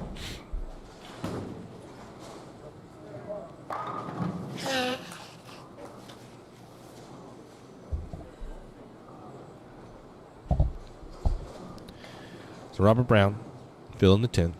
Got a match over there with Russ Hunt, Greg Thomas. I'll have a scoring update after 2 for them here in a moment. Noah Gallegos stepping up. 30 pins down from Chris Tulski, who just threw a double at him. Let's see what Noah's got.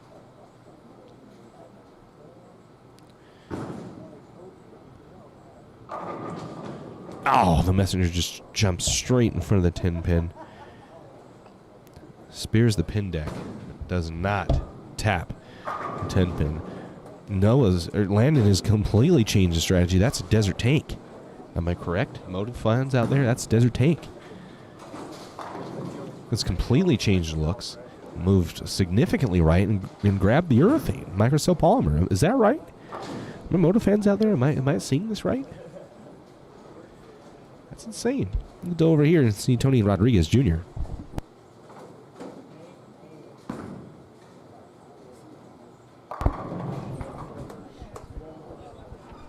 All right, so Greg Thomas leads Russ Hunt 430 to 350 run. Robert Brown 393 so far. So let's see what Tony Rodriguez Jr. can do here.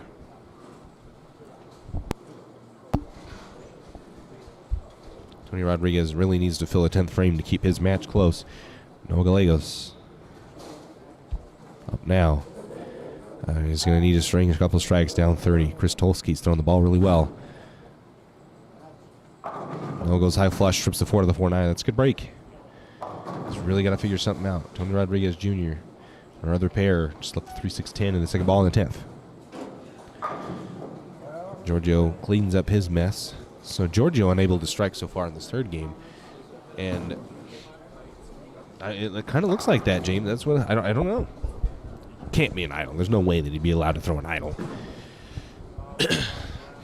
Noah picks up his spare. So let's see what Chris Tulski's got. So he looks pretty pumped. It looks locked in. Pretty intense. I've got Moto fans out there. Is Landon really throwing microcell polymer? Is he throwing urethane right now? Is Georgia? Oh! The 6-pin just bounces out. And there's a little love tap. Boom. Kicks it off.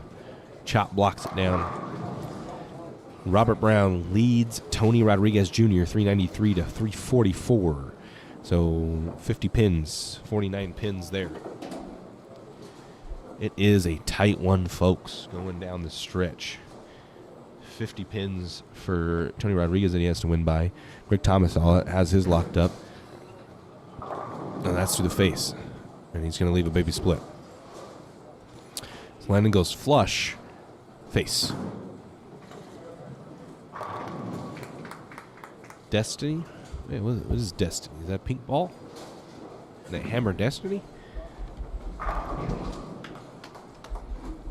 Chris Tulski shoots. Throws another strike.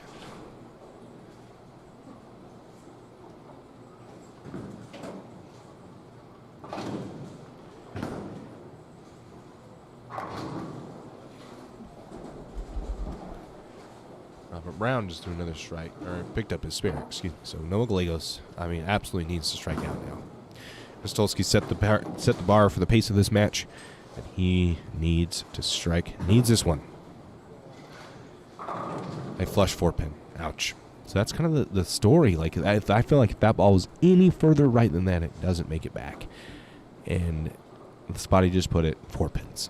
That's got to be tough. That, and mentally that makes you feel you have to just absolutely ace the ball. Like you couldn't. You have to. I don't know if he could throw it any better than that. And it's still 4-pin. Landon Carney, mixer, yes.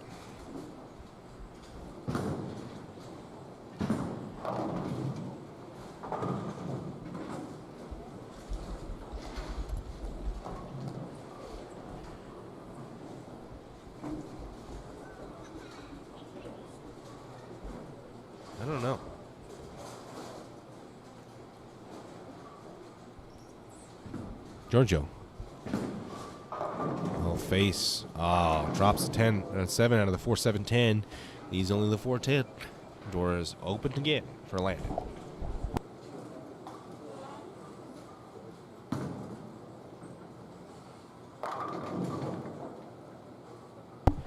Greg Thomas is still rolling over there, opening up a pretty big lead. Noah Gallegos really needing a strike here. Will mix one, but cannot drop the 2-pin. So I'm saying, right? I mean, that's a better ball. It's maybe a board or 2 further right. And now instead of 4-pinning, you 2-pin. So you're like, it makes it really tight when you got ball reaction like that. I've been there. Giorgio will whiff on his spare attempt.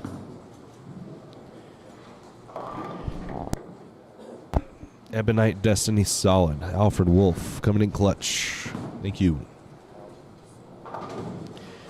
Noah will pick his spare. Then on over here, Robert Brown's about to throw his shot.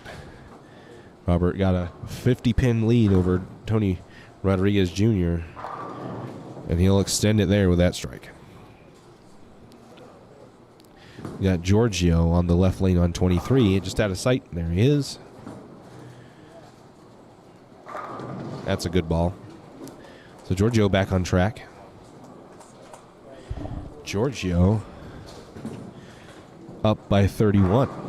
So Landon really needing to throw a couple strikes here. Put some pressure on Giorgio. Chris Tolsky has extended his strike string out to 5. Robert Brown goes to the face and gets extremely lucky. Trips the 7 and the 6 and leaves only the 10-pin. Russ Hunt up now, throwing the ball two-handed. I want to see Landon's ball here. And that's right off the head pin, and Landon is throwing. Do I not have any Motive Nation folks out there? No Motive Nation folks can tell me if that's a Desert Tank. I'm pretty sure that's a Desert Tank. Chris Tolsky ends his strike string with a 7-pin. Do his Gremlins come back and get him? He missed a 7-pin in the clutch. An open here would really benefit Noah. I mean, he's going to need a lot of help from Chris. Being down 30 pins. I've seen crazier things happen. As Russ Hunt has decided to move a little further left and throw the ball two-handed. Here's Landon. Needs one. Got it. Chris Ingram, thank you. Thank you. And he picks it this time. Chris Tolsky picks it. Tony Rodriguez just 9-pinned, excuse me. Player 2, yeah, I mean, it's a good point. That ball is the same color, and it's motioning down lane. Oh, Greg Thomas, 7-10. It's motioning like urethane does. That ball looks left off Giorgio's hand. He's going to cross over and catch a break there. That's got to be kicking dirt in Landon's face. Landon's aced the last 3 shots and managed to get a 3-bagger for him. And Tony Rodriguez will pick his spare. That was a really good ball by Tony. You can hear a little bit of frustration out of him. Does it?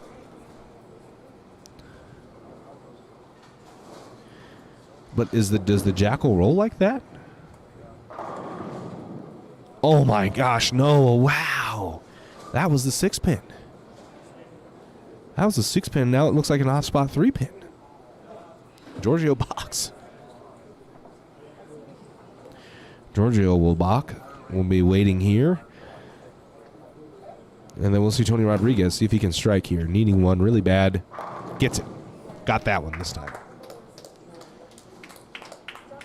Does Chris know? I think Chris Ingram's going to be bowling the Beehive Open. Is that right? We're going to see Chris Ingram sighting there.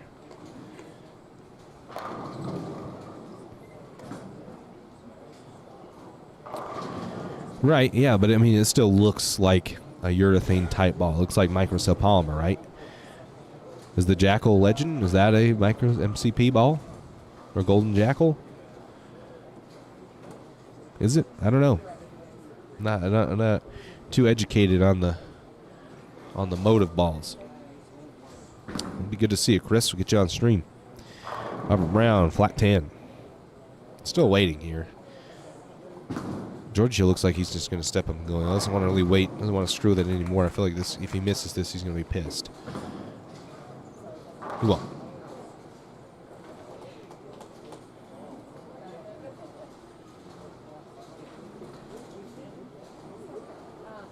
Okay. Yeah, so I mean I wouldn't expect to see that kind of motion though down lane out of a high-end asymmetrical pearl. It looks a little bit more like urethane to me. Bold move. I mean, it's what you got to do, right? You got to make a move like that. When you got ball reaction like landing his hat and down like that, you got to figure out something.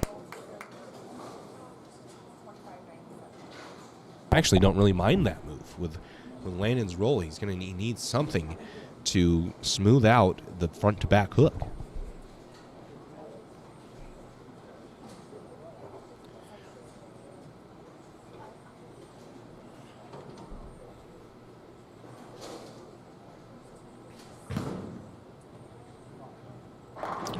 For those of you new, this is the third game.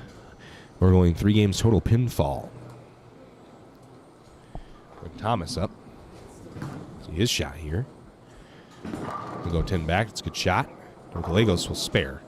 So I think Noah Gallegos' day is all but done at this point, barring any catastrophic shots here from the Krystolski camp. For those of you new also, Giorgio leads Landon 421 to 390. Krystolski leads Noah Gallegos 381 to 351 as... Oh, that is just heartbreaking. Wow, because Giorgio's second shot of that double was Brooklyn. Landon has aced 4 shots in a row and then wraps a 10-pin. That's gutting. Greg Thompson leads Russ Hunt 430, 450, 351, and Robert Brown leads Tony Rodriguez 393 to 344. So that's where we're at if you're new. Yeah, I think that's the nail in the coffin there. That 248.10 for Noah. It was a good run for him. He's got a future. He's just got to be out here a little bit more, get the experience. Tony Rodriguez pumping the fist. As he doubles or extends his strike string to 3, goes strike, spare pair, 3-bagger. Russ Hunt will mix it up. Russ Hunt down significantly, though. Got a big string of strikes going, but so does Greg Thompson.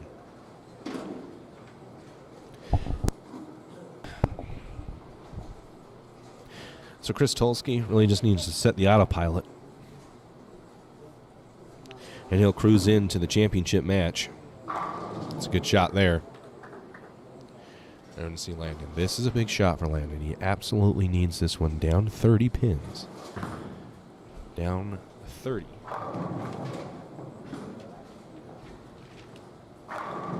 Got it. Needed it, and he got it. Landon's aced the last 5 shots of this game and is down 31 pins. Now, that puts a lot of pressure on Giorgio to show up in this frame here. For those of you new, also, in the pinned comments is the link to the YouTube channel. If you watch it there, it helps me out. You also get to see it in HD. You also get to do is I interact with the comments there a lot more often than Facebook. Can't really check Facebook's comments as much as YouTube, so head on over to YouTube, and it helps me out a ton.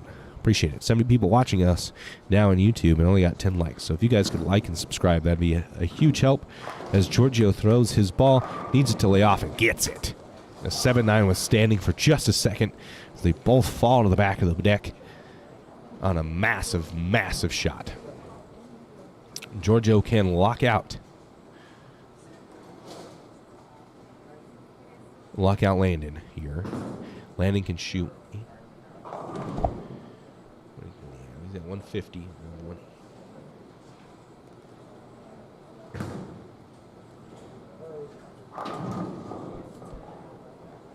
So Landon's got 150 in the 7th.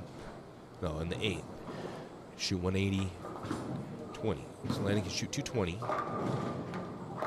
Oh, Giorgio with just another huge break, dropping the 10-pin to not split and open there. He can. I don't think he can lock out Landon. If he opened there, a mark here, he can. Landon down 30. Giorgio can now shoot. Am I reading this right? He can shoot 201. The spare here, and he will pick it. Yeah, so he'll shoot 191. And Giorgio was up 30.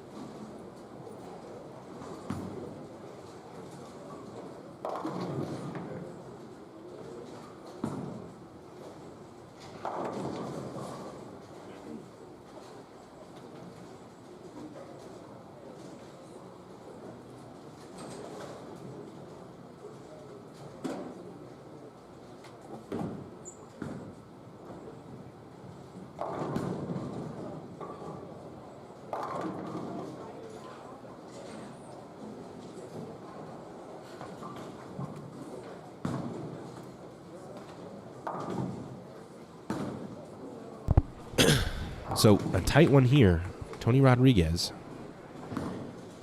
could have put a lot of pressure on Robert Brown with a strike there. We're going to see Giorgio versus Chris Tolsky in the finals. Congratulations to Landon. Great run all week. Just ran into a terrible pair that did not match up to him. Giorgio just figured out a way to strike a little bit more. And then Chris Tolsky pretty much did the same. Both these pairs played much tougher than they had been all week. Russ Hunt will lose to Greg Thomas from the PBA 50 side. And now it's just a match between Robert Brown and Tony Rodriguez Jr.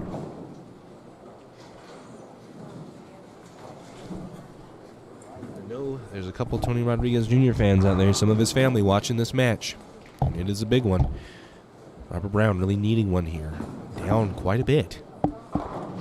That string of strikes that Tony just threw. Needs it. Oh, the 7-pin falls late.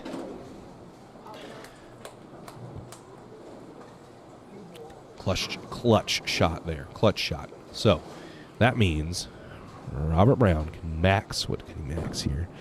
67 in the 8th, and 97 in the 9th. 27. So Robert Brown can shoot 227.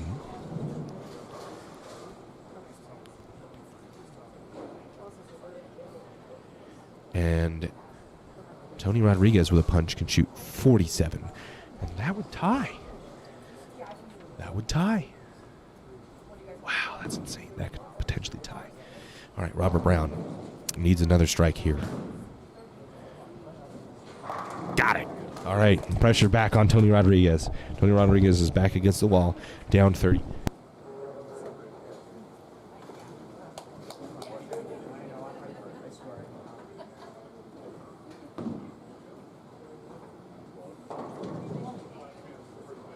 My apologies, Tony Rodriguez is down 50. I remember this. So Tony Rodriguez needs every single one of them, and he needs some help. Got the first. Tony needs 2 more strikes, and he's going to need some help because he's down 49 sticks. We know that Tony can shoot 247. Tony can shoot 247 with 3 strikes right here. And then he would need 198 would be a tie.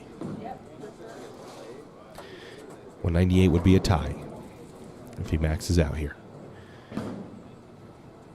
Needs a hook. Needs a hook. Oh, the 6-pin just won't get out of the ditch. That one was really important. Barring an open in the 10th from Robert Brown, Robert Brown's going to advance to bowl Greg Thomas.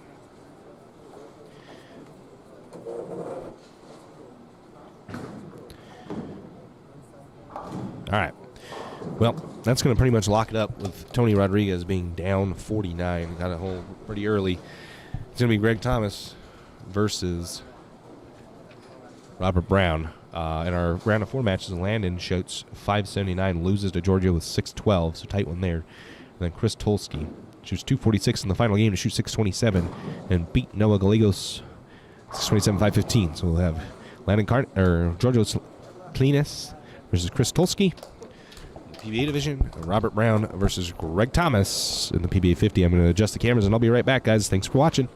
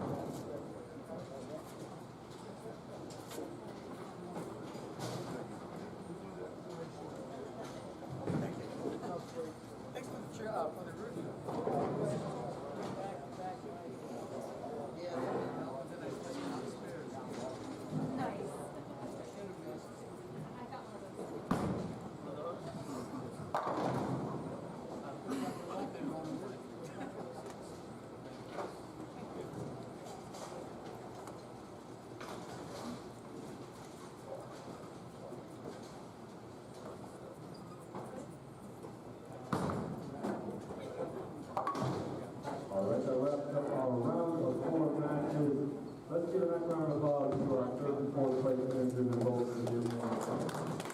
Jacoby Rodriguez and Russ Hunt, the senior division, and on the regular side, Landon Carnante and Noah Gallegos. Very well done. So our title match is going to be on 19 and 20 and 21 and 22. In the PBA 50 division, we have our number 18, Greg Thomas from Irmo, South Carolina, against our number 2 seed, Robert Brown from Cody, Wyoming. And on the regular side, we're going to have our number 5 seed, Giorgio Manette.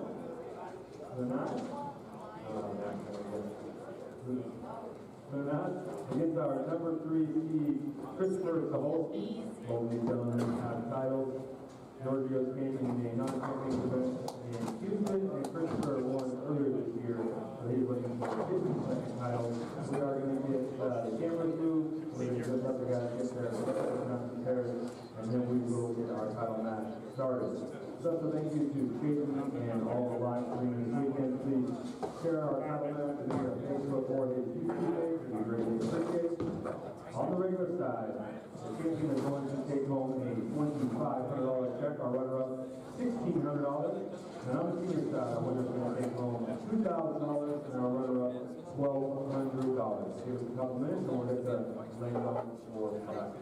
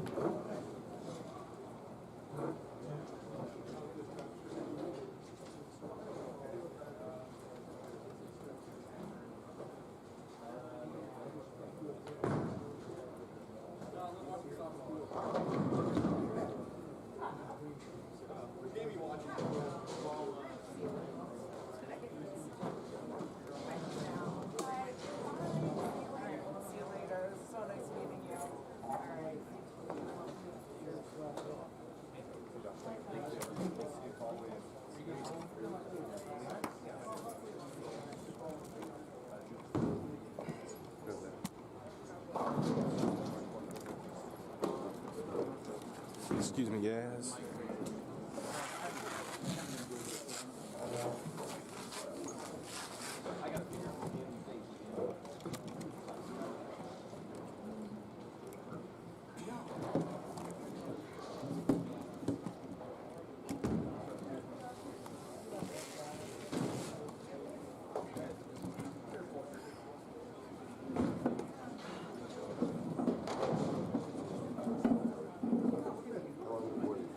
I'm not sure. I'm not sure. They're going to have 5 minutes to practice of this.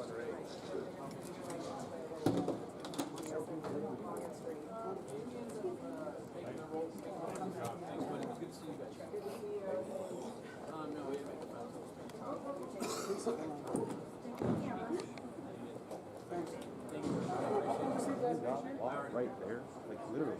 Even better. I'll keep your spot for you next year. Thanks. As soon as you open the gap, fucking retarded ass people start walking. Fucking dumb.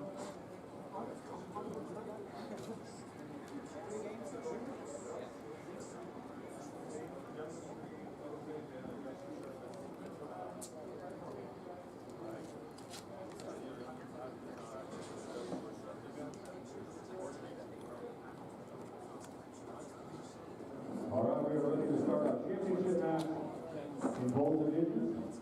Like I said, in the PBA 50 division, we have Greg Thomas and Robert Brown. And in the regular division, we have Christopher Savolsky, who is going to take the points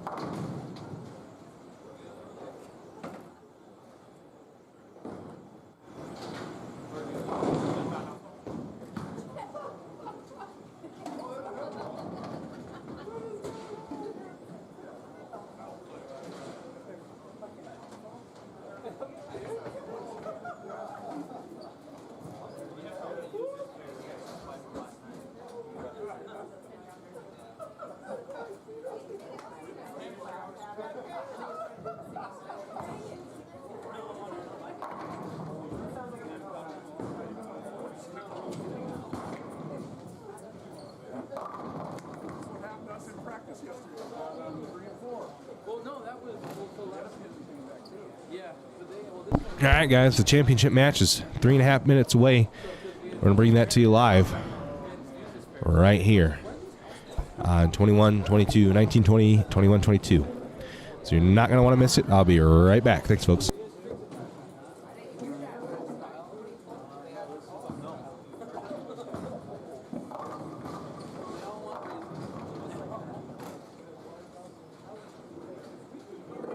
How's that look?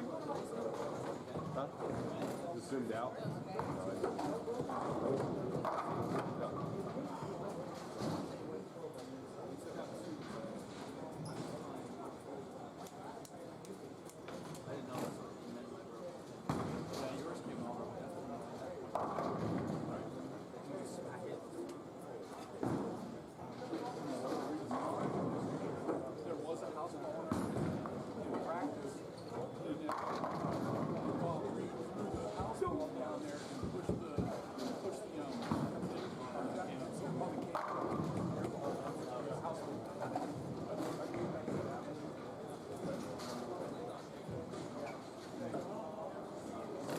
Better? Reverse? Did it move?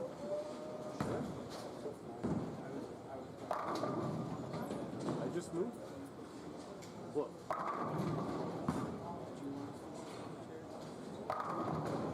Is it good? Better? It really wasn't going to. Can I zoom out? It look okay? CYA. If it's coming from you, I don't want it. Yeah. Honestly, most women are like,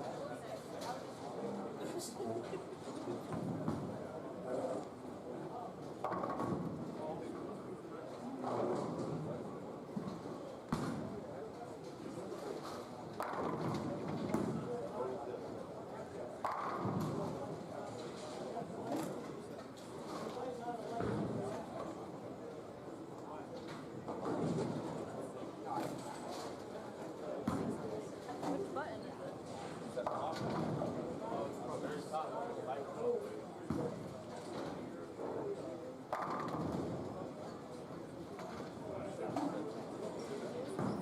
This is it out.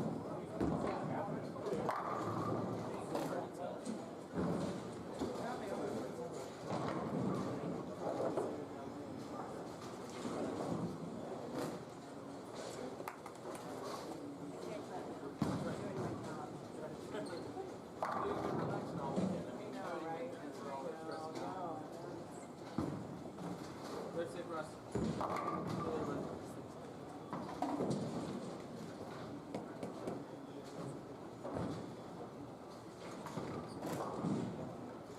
All right, finalists, number 19 through 22.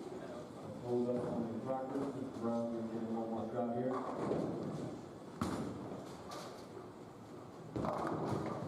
Again, this is a 3-game total pin match. The previous round, the higher team has choice. A starter lane they would like. Hold up, 3 seconds to shoot, number one position. Touch your screen to start the game. A special thank you to the staff here, Josh, and the staff here at Western all weekend. Great job. Let's give them a round of applause. All right, Let's give her a nice send-off. A nice round of applause here. Good luck, boys.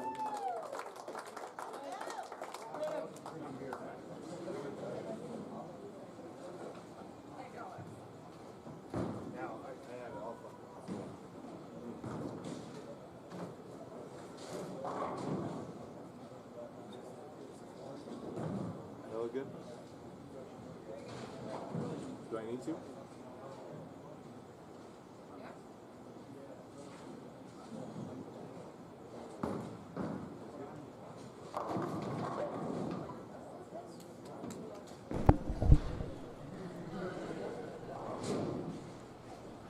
Change that.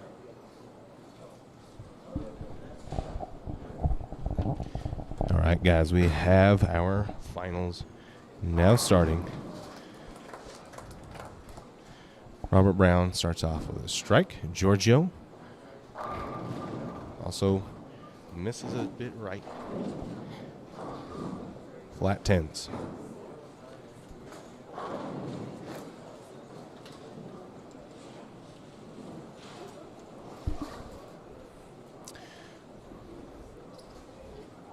Thompson on lane 20, 2, 4, 8, 10. That ball's a little bit right.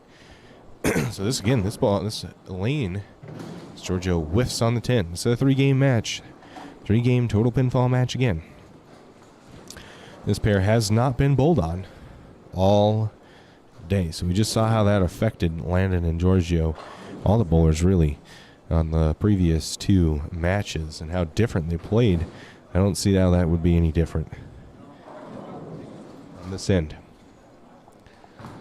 Robert at the 2, 4, 8, 10. Oh, the ball. Oh, we did pick it. What? How did they even do that? I'm watching the replay on YouTube. I didn't think he had it. Does it come out of the pit? Wow. Bounces off the top of the apron and right onto the 10. Clutch. And then Giorgio mixes one up. Goes 9 whiff strike. So now Chris Tulski up.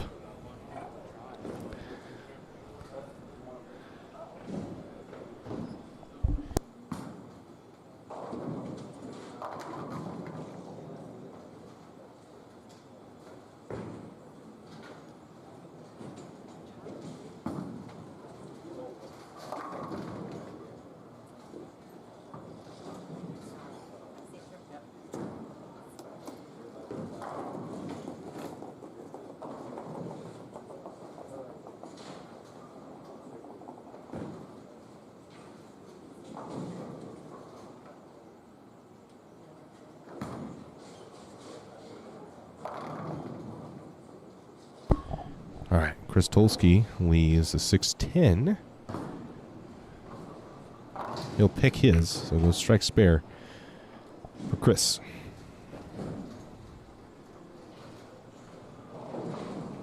As this is the championship match, if you're new to us. Championship match, 3 games, total pinfall. If you're in Facebook land, we've pinned the comment. Pinned in the comments, there's a pinned comment with the link to the YouTube.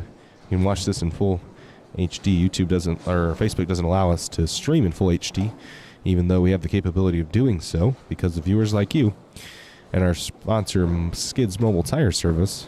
So head on over to YouTube. Helps me out. Oh! Wow. Traps a 4-pin. That's a good break. That is a very good break. It's a championship match. So if you're in YouTube land, click on that link. Head on over to YouTube. Helps me out a ton.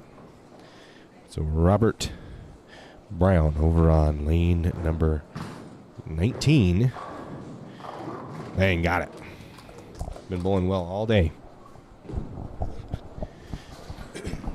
Giorgio. Oh, trips the 4-7.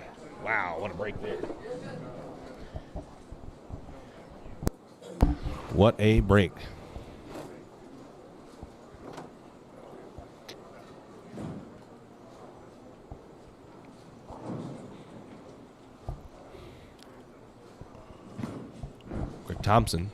Thomas, excuse me. The face trips the 4-9 late. So he starts off picking the 2-4-8-10 and then doubling off of it. Got a little momentum. Giorgio now with a double on Chris Tolsky. Looks like there's a little more free friction right. I don't know. It looks like maybe Giorgio's throwing a reality. Definitely more hook right than there was on the previous match. His ball would not come back from there earlier, although it does flat 10. A little bit more room for the bowlers. Greg Thompson on a double. Extend that out. 3-bagger. He's bowling well. And Giorgio this time will pick his single pin spare. All right. All right. It looks like there's a look out there. And it looks like there is a look for the bowlers to throw up some scores. Brady, that's right. Three games total pinfall. 3 games total pinfall. Craig Tulski. Yeah, got it. Mixes it up. Good shot from Chris there. Robert Brown under the gun a little bit. Thinking, he's off to a hot start with Greg Thompson's open, and he ends up picking it and banking off that momentum. Robert Brown will miss the head pin right and leave a washout of his own. So yes, anybody new to watching the stream, it is 3 games total pinfall. 3 games total pinfall. Stolsky, mixer, no. Leaves 3/4 of the bucket, the 2-4-5. Slaps the 8 out behind it. Makes that spare a little bit better.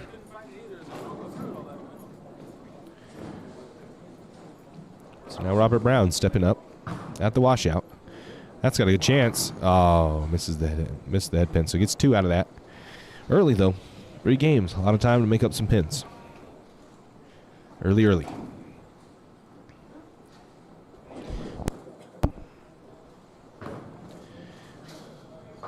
Oh, ouch. Chops it. All right, well, that's got to make Giorgio's swing get a little bit looser. A little bit looser.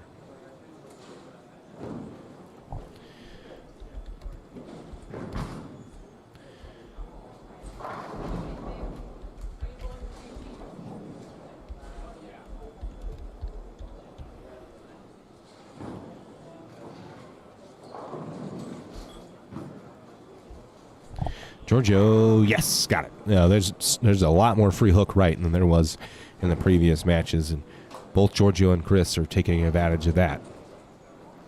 On here on 21 and 22, this is a pair have not bowled on yet.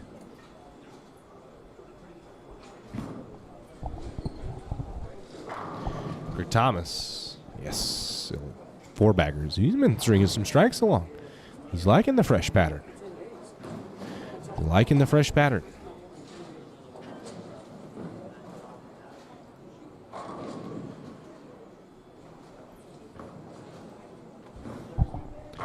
Yeah, Giorgio got it.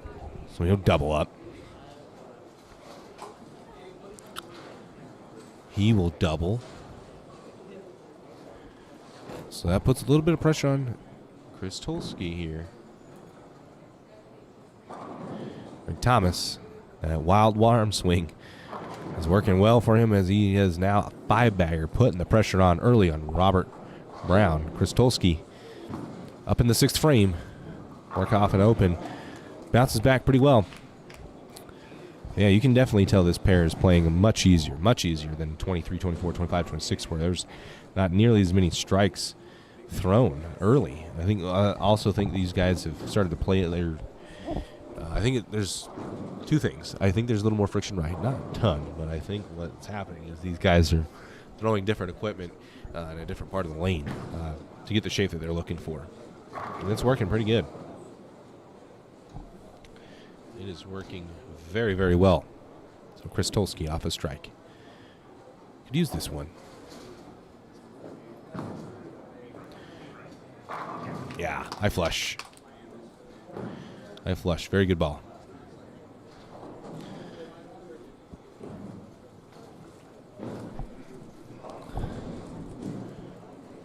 So these two throwing haymakers at each other. It's going to come down to who can kind of carry best and not throw bad shots.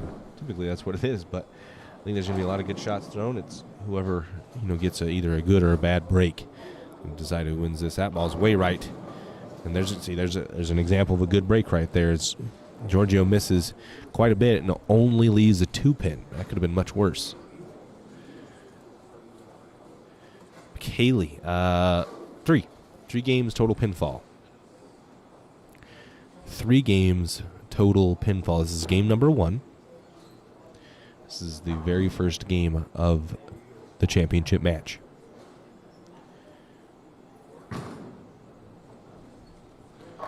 Ball there for Robert Brown, but he'll nab a 9-pin. There's an example of a bad break. So I think it's going to come down to the breaks. Giorgio now waiting for a ball. Ball return here.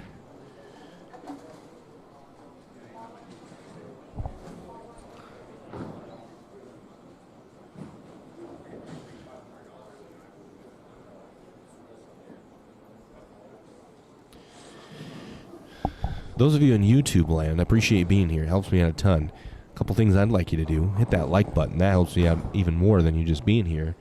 If you've got the time, just hit it. It takes about 5 seconds. And then hit subscribe if you're not. Then you know whenever we go live, because we'll be going live for the Beehive Open later this month. PBA Beehive Open. And that's going to be a little bit of a bigger star-studded field. A lot of the same people that are here now, but a couple touring professionals, I heard, are going to be in the building. So if you subscribe, then you'll know when we go live. Oh, Giorgio's going to miss that. Oh, man, he thought he did. Yep, he's not happy with himself after that shot. It looked like he knew he had missed that. So, good break, fortunate break, because that could have put Giorgio down quite a few pins had he not made that spare there. So, Greg Thompson on a 5-bagger here. Been throwing his strikes like it's nothing. Bang, got another one. He is fiending. His shot looks real good right now.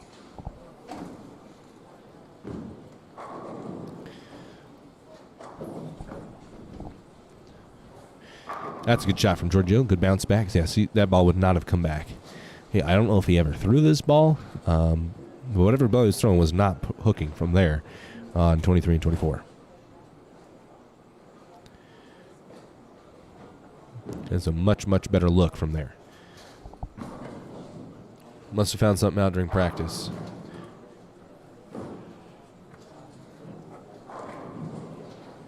Had a little bit of a lead, so it's hard to make a risky decision like that and blow it. And you know you can get to it without that ball change. So that might have been why he never got to it in the match before against Landon. But now, had a little bit of time to throw some shots, burn up a spot. Both Chris Tolsky's, burning up a spot on the right side as well, allowing Giorgio to have a little more free hook. As Chris, 3-bagger now, looking for 4. As Robert Brown can get the 7-pin to fall. So, yeah, he's going to need to strike a little bit because Eric Thomas he ain't going to stop. Kristolski throwing 2 different balls on each lane, and it's working well for him. He's missed twice. He's only missed twice.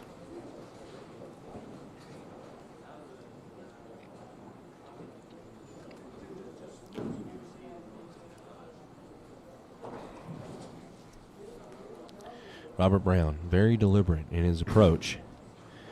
Looking for a double here. It's going to go through the face. Gets fortunate to only leave the 6-10. The 7-pin was standing there for a second. Falls late. Giorgio needing some strikes here to keep up with Chris. Oh, man. Slaps the 10 out. The 7 has no help. And it will stand. And that's a tough miss there. Double in going into the 10th would have really helped Gio close that gap a little bit and put a little more pressure on Chris. That's going to free up his swing a little bit.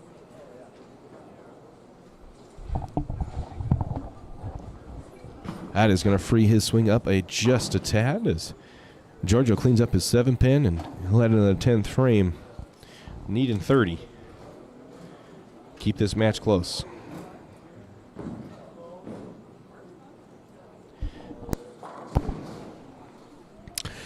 I see there's a couple new people. If you're new, there's a 3-game total matches. This is the end of game number 1. Greg Thomas is on a 7-bagger, looking for 8.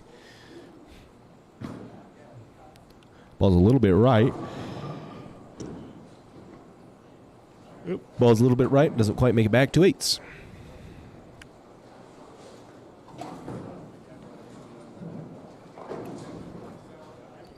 Giorgio needing a good shot here. Looks good. Oh, again. Wow. Well, there's an example of 2 pretty rough breaks. 2 both really good balls. And just no help for the 7. 2 blower 7s.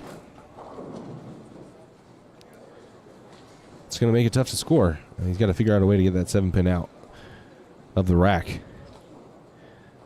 Because I don't see Chris slowing down at all.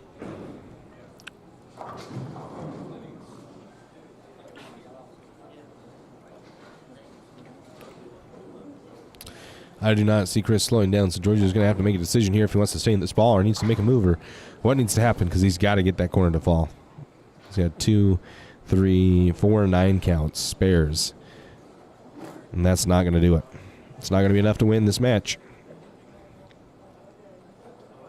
You can see the wheels turning, looking back. You can see him walking back, trying to figure something out. Yep, he's looking right now. Yeah, he's going to go make a ball change on this fill. Grab something else. Improve his look, because he's going to need it. Throwing that ball, leaving corner pins is not going to win a match.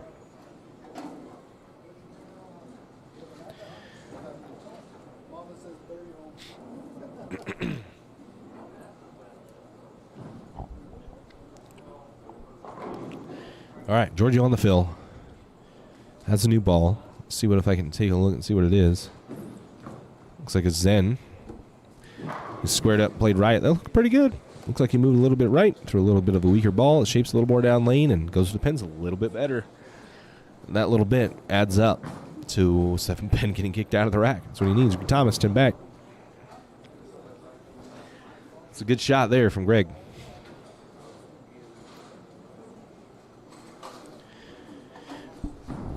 All right. Chris can really put the hammer down with a strike here. Yeah, he got it. And he's locked in. Not missing. Throwing really good shots. I mean, all these shots have been just absolutely labeled. And he's carrying. Giorgio's throwing the ball pretty good, but he can't get the ball through the pins. Chris Tolsky in the 10th. Put some distance between himself and Giorgio. Giorgio only shoots 206. Chris Tolsky's on a 240 pace. It's only game 1, though, and 40 pins is nothing. Yeah, 10 back. So, a good game here. Like 10 on the fill. Just keep adding pins. You're going to need them. Giorgio gets locked in. He usually doesn't miss. Greg Thomas shoots 268. It's a very good start to his championship match. It looks like his look is just... It looks like his look's just superior. Robert Brown has thrown the ball very good. He's scored pretty well, but he's had that issue right there we just saw all day, all weekend. Flat 10s. And he's been able to get away. You know, shoot 220, 230 here, 190. Been very consistent.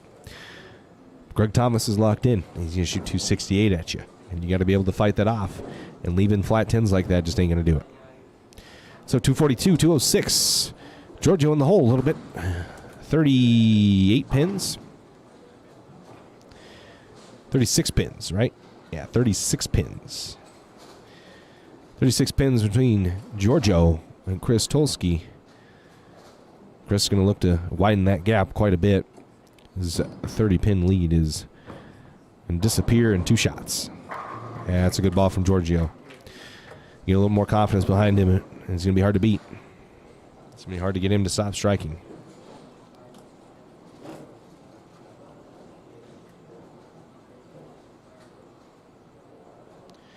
Waylon, what's going on, my brother?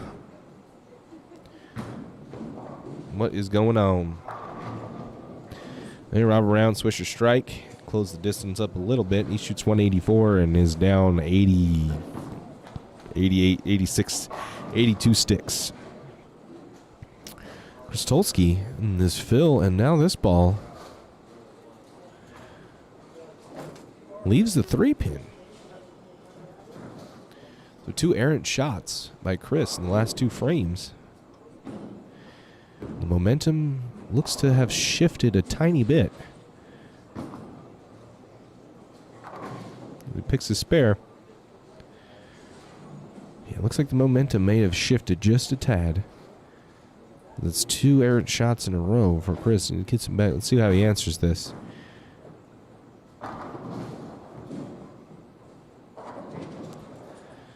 How does he follow up 2 errant shots?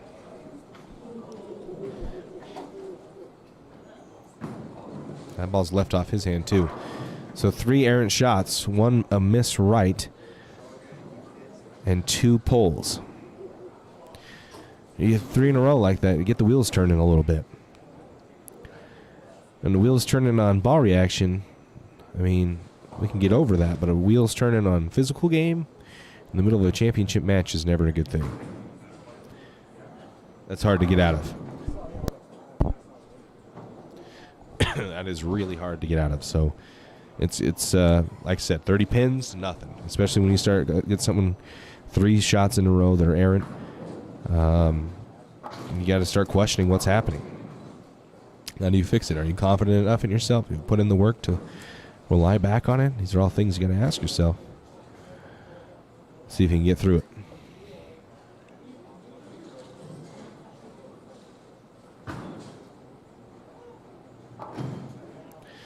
Giorgio, an opportunity here to cut into this lead a little bit. Get himself back in. Get a little bit of confidence behind his stroke. Hit that one really hard, asking for it to lay off.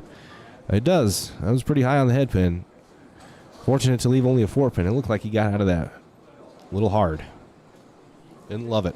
If you're new here, this is the beginning of game number 2 of the championship matches. I'd like to thank Drake Mechanical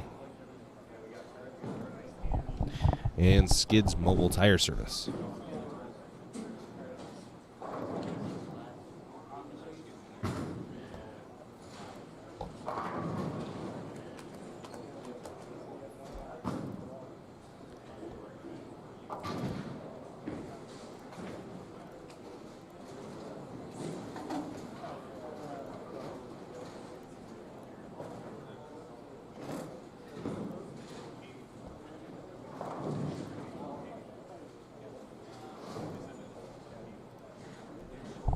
Drake Mechanical and Skids Mobile Tire Service for making this stream possible. Thank you to them and their support of our live streams of these PBA tournaments. Skids, located in it's by Farmington, so if you're from Brigham City to Salt Lake, give them a call.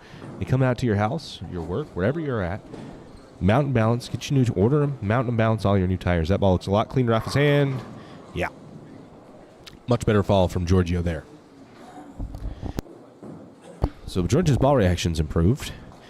See, that time he took off for that injury, I mean, this is where it starts to come in. How much do you rely on your game at this point?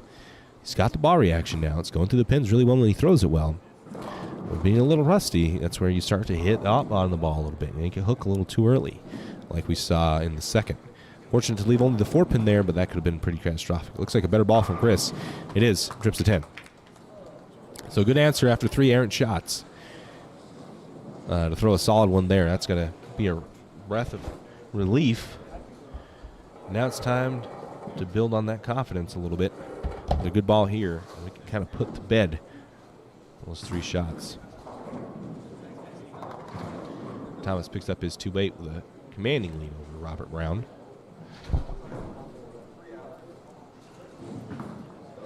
Kostolski. Bang. Okay. Well, he's back on track. Got a little break after those 2 shots. Shook it off a little bit. And he's back on, burying the next 2. So Georgie's got a tough task here to really get himself. Is that reality? I don't see the Axiom. Went to an Axiom. Really? I don't know about that. Really? I gotta see if there's some. No, that's gotta be something. I don't think he would use Axiom. Not Giorgio. Oh, good ball there.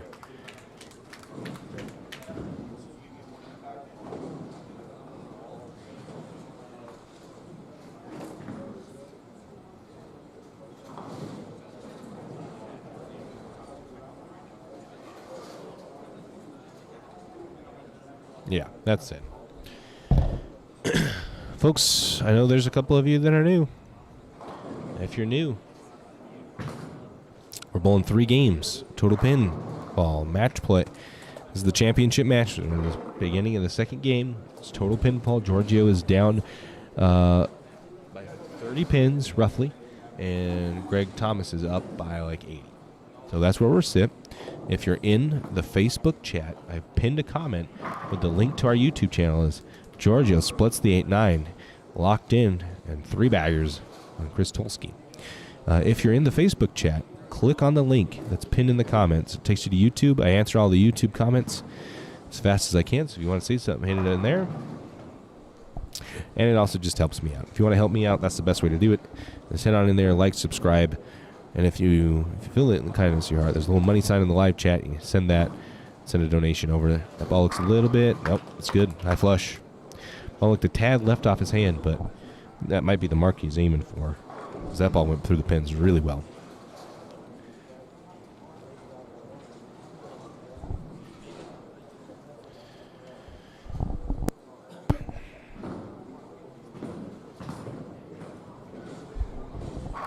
That's 10 back there for Greg Thomas, so he's bowling really well. Robert Brown, though, has got a string of strikes to his own, trying to make up some pins. Chris Tolsky throwing 2 balls on both lanes.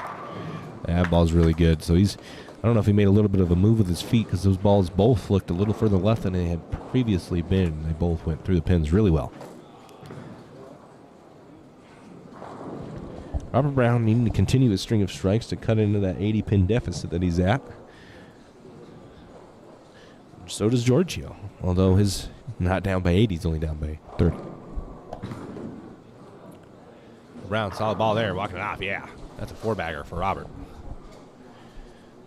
Giorgio Clines, originally from Venezuela, bowled collegiately at Weber. That's 10 back there, that's a great ball.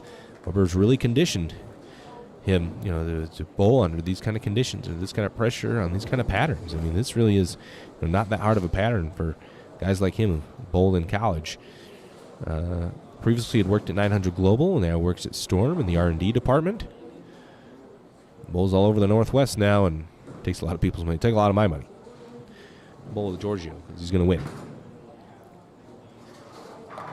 Oh, Robert Brown's feeling it now. That's a 5-bagger for him.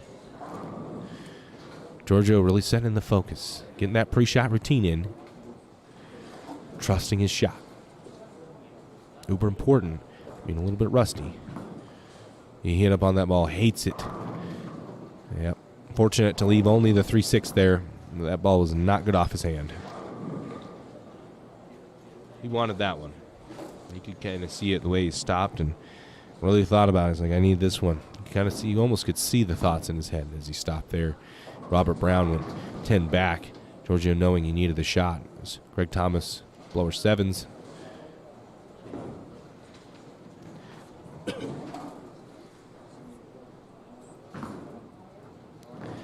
Giorgio cleans up his spare. It's going to be disappointing, though, because he knows he needs a bunch more strikes. Going to need a couple bad breaks on the toolless guy. I don't know if he's going to help, if Chris is going to help him anymore. He's already gone through that spurt where he threw a couple bad shots, but in portions of the match where it really kind of didn't matter that much. So now Giorgio's kind of needing a bank on the fact is that Chris's ball reaction may go away, or he just stops carrying, which I really don't see. His ball reaction's gotten better. As this game's continued, his ball has gone through the pins better and better with every shot.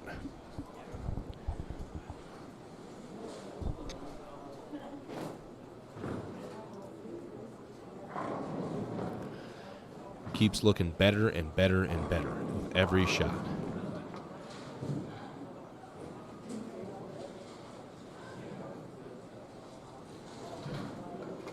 Thanks, McKaylee. Appreciate you. Chris Tolsky in his 8th frame. Oh, man, he almost had the messenger bounce off the right side pin deck. So this is what I was talking about. This is the stuff that Giorgio needs.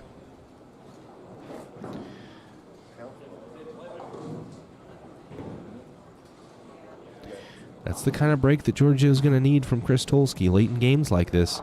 Giorgio now able to put a little bit of distance if he can strike here.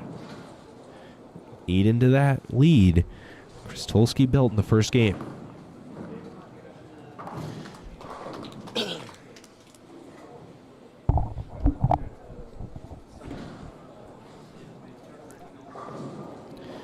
All right, Robert Brown on a 5-bagger.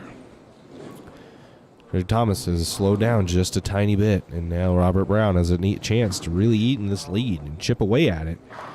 10 back, so Robert Brown has gotten locked in, found something to get those corner pins out. Pretty dang awesome. Making a match out of it as Giorgio gets a break there. Didn't love the shot off his hand, but it's all 10 to fall. A strike here can really set up his 10th frame.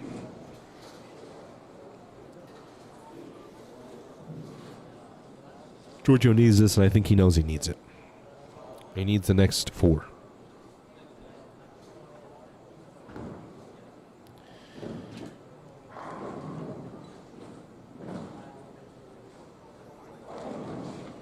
Robert Brown also. Big shot for him. That's way right. Well, doesn't leave the bucket, leaves the 2-5. Giorgio, he knows he needs it. It's got to go. Oh, flat 10.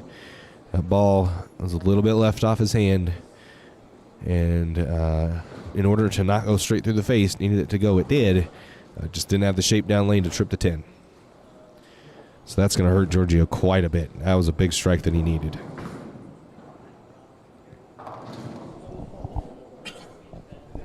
That was a big-time strike that he really needed.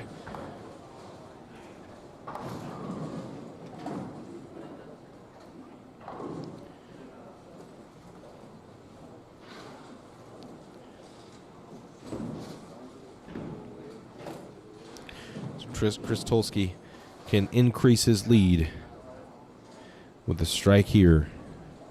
Greg Thomas, though, first will be on 26, or 20, excuse me, through the face. And he will split.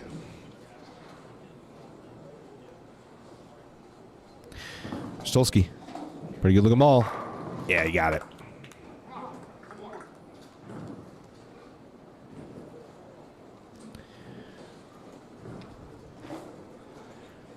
Yep. Chris's look has just continued to get better. Even his bad balls strike pretty good. I feel like Giorgio has to throw better balls to strike than Chris does. That's never a good thing in a championship match, as Thomas will open in the 8th, allowing Robert Brown to really eat into that lead he'd built. Chris Tolsky, first ball in the 10th. All right. Not able to take quite as advantage as he could have in this game to continue to build that lead. Still probably add on to it a little bit, and it's going to require a massive game from Giorgio to win this tournament.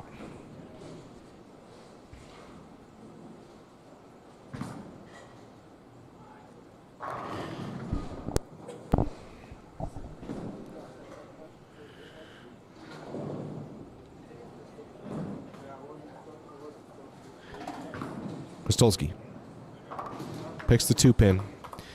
All right, so looking for 10 here to just continue to pack on the lead. Stolsky can shoot 238. Giorgio can also shoot 238. So Giorgio's going to need to punch in the 10th to maintain a 30-pin deficit.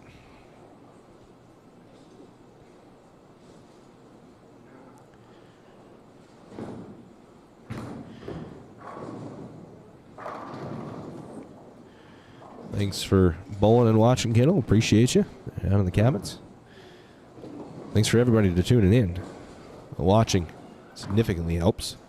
Ball's a little bit left off Chris's hand. Looks like that's where he wants it.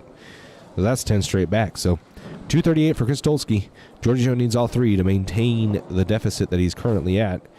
Anything other than 3 strikes here, and Giorgio's got already a lot of work cut out for him in the 3rd game. He's going to have even more of a taller task, a steeper mountain to climb, if he wants this regional title.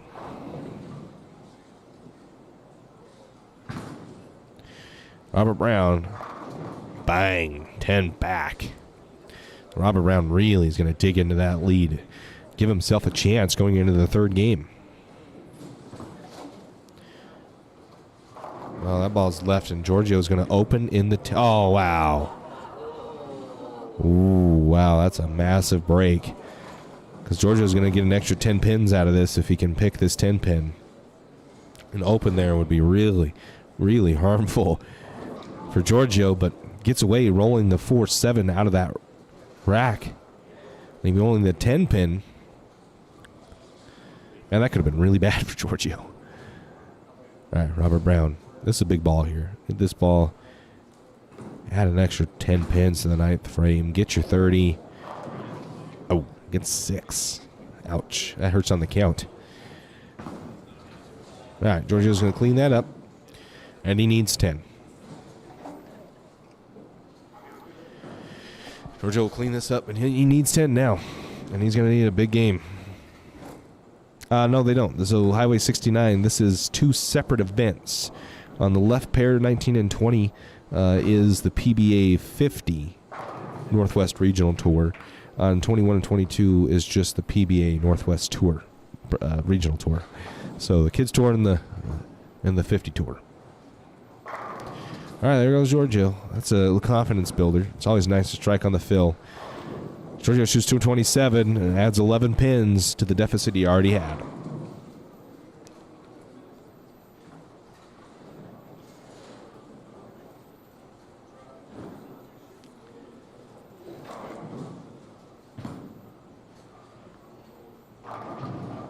Ooh, Robert Brown gets a break there and slaps the 5-7 out in his match. So Robert Brown shoots 254, big game after a mediocre one. And we're going to virtually flip-flop. Great ball there to start out this game. Started off hot for Chris Tolsky.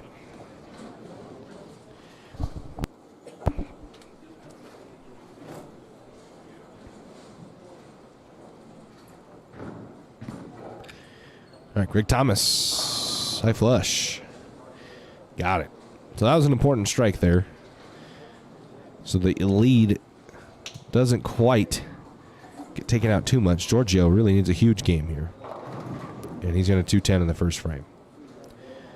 So after striking in the fill, I mean, it's just a little rusty, it looks like. I mean, it's just letting some shots get away from him.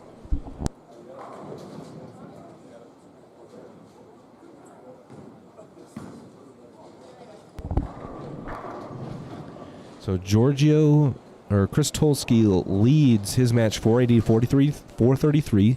Giorgio's down 47 sticks. So he will whiff the 210. So, I mean, really, realistically, Giorgio's going to need to win by 240. Giorgio's got to shoot 280, 278. And Chris can shoot no more than 230. And I don't know how much that's going to happen. So, massive mountain to climb here for Giorgio. The Robert Brown Gary Thomas match is also 48 stick difference. Greg Thomas leads 486 to 438. Giorgio 210s again. Well, just Chris Kolsky's ride to this title, although it wasn't very obvious, the up and down qualifying block was at one point out of the cut, bowled himself back into it, and then got into the cashier's round. Had a solid day, got himself within that cut too. Didn't necessarily lead or shoot an astronomical score, but got to a point where he could get himself in match play, and then has bowled pretty well in the round of 8, the round of 4, and now this championship match he's bowled very, very well. And Giorgio starts out open. And unless, things really just fall off the rails for Chris, he just kind of has to set the cruise control.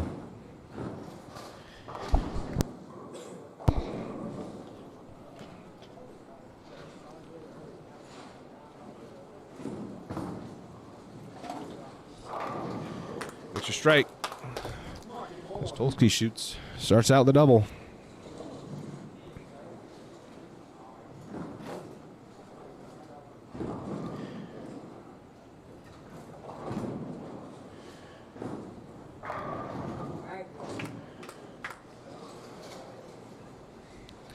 Thomas also strikes, so again, he doesn't really need to have a massive game here in order to win this match.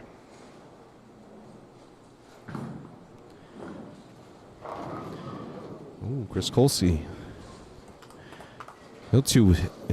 All of a sudden, the bowlers are forced a little further left. There just isn't friction there enough to get the ball to turn. Speed's got to come down a little bit.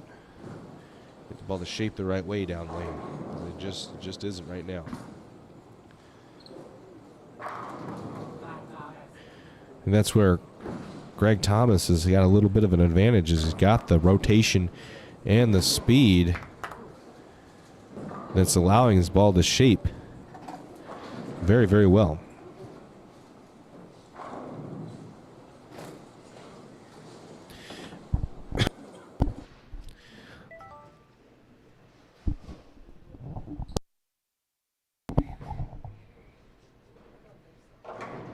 Giorgio Mixer, yes.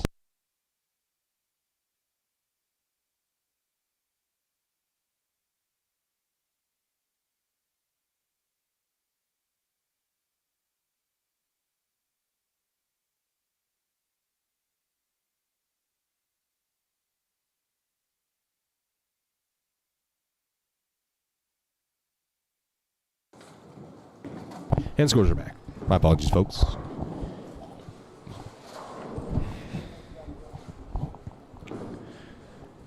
All right. Giorgio needs to strike out to have any kind of chance. There's a start. There's a double. He's going to have to strike out. And he's going to need some help from Chris. And there's two things. Those two things aren't necessarily the easiest things in the world. Giorgio is not. I mean, late yesterday he was able to strike quite a bit to get himself pretty high up in qualifying. But since then has struggled. Really find a look about this pattern really breaking down to his advantage. And Krastolski hasn't really helped a lot of people, so that ball's way left. He'll catch a break there and leave only the 6-pin. I mean, that's all he really has to do. Stay clean.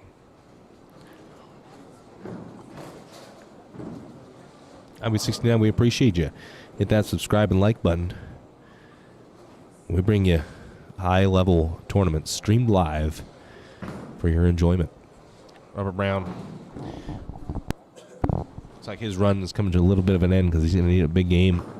And Greg Thomas is striking a bunch still. Greg Thomas also didn't have the greatest qualifying rounds. At one point he was out of the cut line, rolled himself back into it. And then has bowled really well, figured something out. I just think his ball roll has matched up very well to this pattern.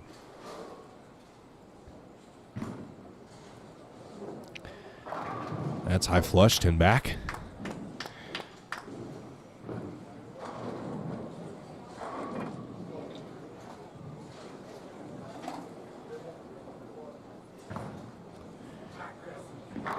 There's a strike from Chris Tolsky.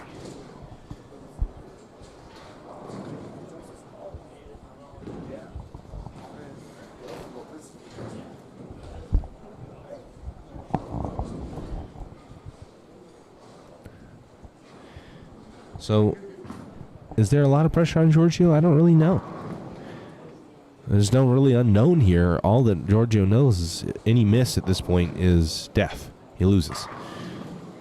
So is there a lot of pressure? I don't know. Because you don't really have many options. It's a strike or you're out. You can't control what Chris does. You can only control what he does. And bowling can only control a portion of what you end up doing. And you can't control anything after you've released the ball. And Giorgio can, at this point, only do as best as he can. When you get to that point, the pressure just kind of goes away. You got nothing to lose. Be aggressive. Throw the best shot you can. And Giorgio throws a 4-bagger. A little disappointed he didn't get to this ball a little earlier, I think. And Zen kind of tricked him. He threw it. I think he aced one. And it looked pretty good. And then when he didn't ace it, it was kind of bad. Whatever ball he's gone to now, he's able to have a little bit of misroom. Doesn't have to be so precise.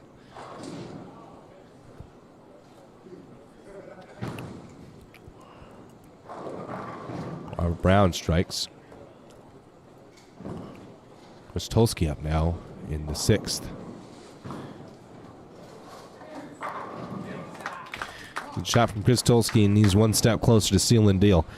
James Bills, yes, PBA 50 championship is on the left, and the PBA regional. No, this is also the PBA 50 regional as well. Both of these regionals, one's PBA 50, one's PBA.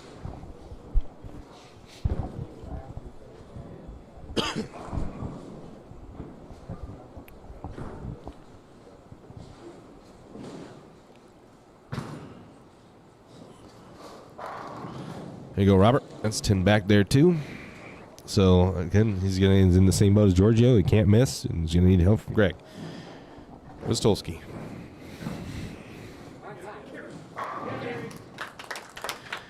Yeah.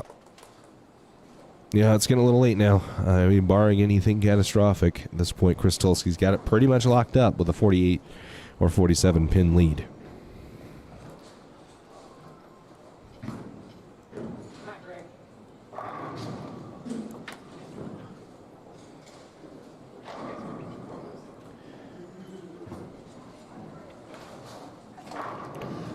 Giorgio goes 10 back, has a 5-bagger now. Yeah, I think Giorgio's going to look back on this right here, this ball selection, this pattern transition pretty quickly, and just kind of missed it. I think he got a little fooled in the second game with his ball change. He's gone to a ball now that I think is motioning much better than whatever he was using previously, the Zen. Reality didn't look terrible, just had a few bad breaks and a couple bad balls, but this ball looks much better where he's at. I think it's just a little bit of a miss on the transition period. Krystolski hasn't really seen a lot of it. He's just been able to kind of move left and stay out of it. And that's a good shot from Giorgio. So, yeah, I think Giorgio just kind of missed the transition. It looked like he grabbed a weaker ball and moved right a little bit. I don't know if that was the move. It hasn't been the move this weekend. It's always been the guys who are successful. They're able to move left and start to throw a little slower and slow hook it. And that's what made Giorgio successful. And Krystolski's just kind of been able to not see that transition. He's just continuously inched left as the pattern dries up, and he's got the rev rate to get the ball through the pins.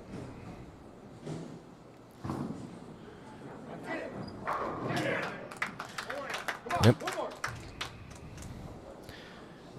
So 48 pin lead.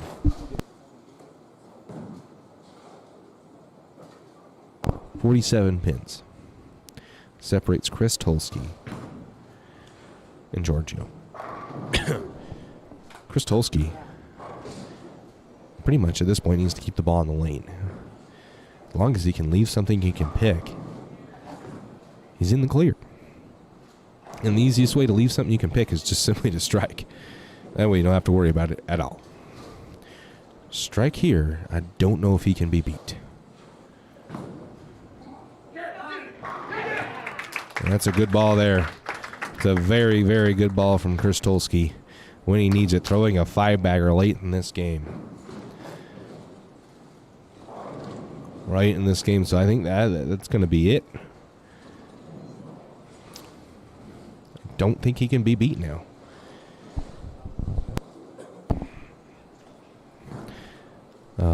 Giorgio needs them all, and then even then I don't think he can be beat. I don't know if he's locked out yet. Lots of maths to do. Anything but a strike here. Well, Giorgio's going to get it. So what can we shoot? I got any bowling math wizards out there? 17, 47, 77, 107, 37, 67, 97, 27. Giorgio can shoot 257.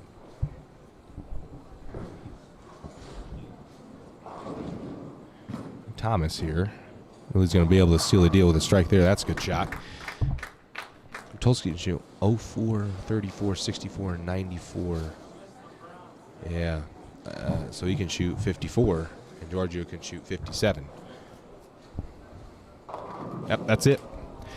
Krystolski will win. I mean, double gutter is the only thing that really could have hurt Krystolski, and I don't think he would have done that for sure. But with that great church there, Giorgio is going to lose. He'll take second place here at the PBA Northwest Regional Tour Drake Mechanical Open. Thank you to Drake Mechanical and Skids Mobile Tire Service for sponsoring this live stream. Congratulations to Chris Tolsky on his regional title here in Garden City, Idaho. To Josh Blanchard for running these tournaments, and Josh Groves for working out a deal to get one of these here and back into Boise. Hope to have a lot more of them in this area. A very good ran tournament. Very fun to see the PBA out here.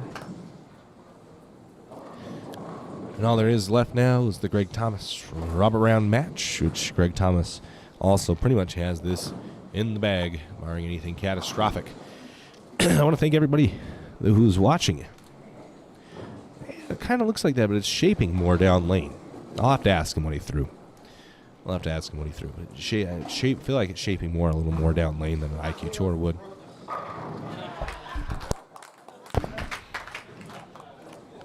So, Chris Tolsky will win. And then, I don't think Robert Brown at this point really has much of a chance being down 48 pins. Unless, Greg Thomas goes open. But then, that's going to seal that deal there, too. Greg Thomas will win with an open there. Because he has 198. I don't think 70.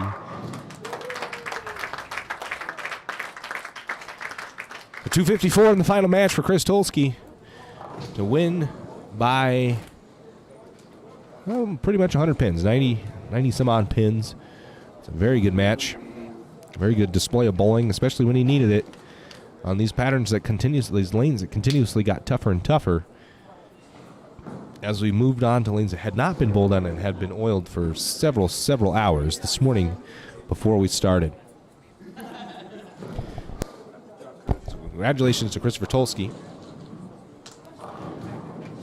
Congratulations to Greg Thomas, as Robert Brown looks like he's just run out a little bit of his steam and his progress has been halted. I want to thank you, the fans, for coming out and watching our live streamed events. Because of you guys, this is what brings us. Without your guys' viewership, we just probably wouldn't do it anymore. It's the only reason we do it is for you guys to watch. We want to thank some of the people who sent out donations in the comments on YouTube. Thank you guys so much. That helps me out more than anything you guys can possibly do. So I appreciate you guys watching, interacting in the comments, liking the videos, sharing it all over, watching on YouTube. Those of you on Facebook, appreciate you watching. Guys, we're going to be here in Lehi, Utah for the PBA Northwest Regional Tour, Northwest West Regional Tour Beehive Open. We'll be there the 25th and the 26th. Nope, the 26th and the 27th. The tournament, it starts with a Pro-Am and matchmaker on the 25th. I'll be there the 26th, 27th, streaming that tournament live. We'll have a little bit of a start. We'll have a couple touring players there, so you're not going to want to miss that action. We'll be putting out media for that as far as time, start times, when we'll be live, all that good stuff, so you're not going to want to miss that. Anytime, the only way to make sure you don't miss any of our live videos is to subscribe, hit the bell icon, and follow us on Facebook and Instagram. And that's where you'll see all the news for anything that we stream in any of our tournaments.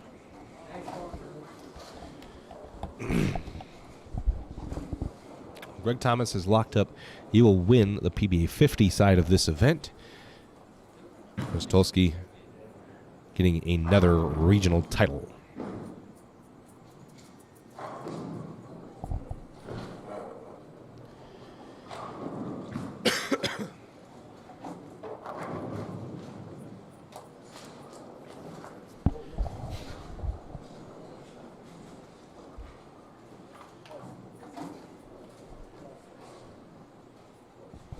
Guys, I appreciate you. Be on the lookout. We've got maybe potentially we're going to have some merch drop, championship bowling merch.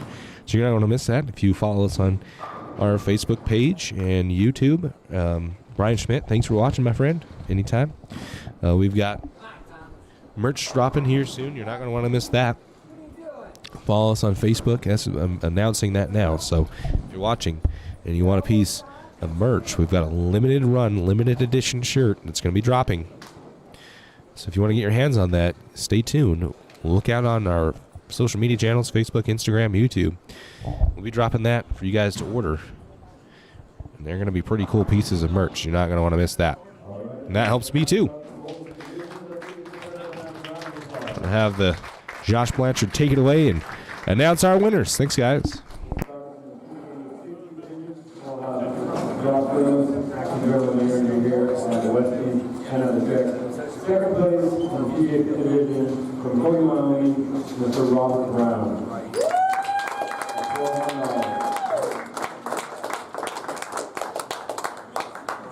And our champion in the PBA 50 division, all the way from Hero, South Carolina, his second title this year in the Northwest. For $2,000, Greg Thomas.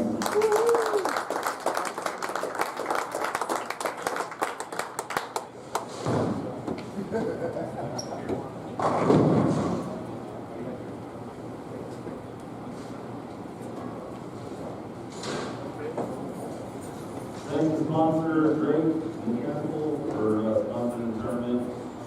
Staff chair Leslie's great. I don't know what to say about my bowling. I actually don't. I never practice. I don't bowl league. I only bowl maybe 30 games in 3 months, so that's 2 victories. Some arm service. But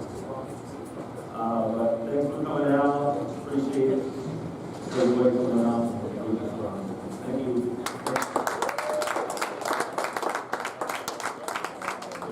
All right, special thanks to Shane for live streaming all weekend for everyone at home that can follow along. So special thank you to him.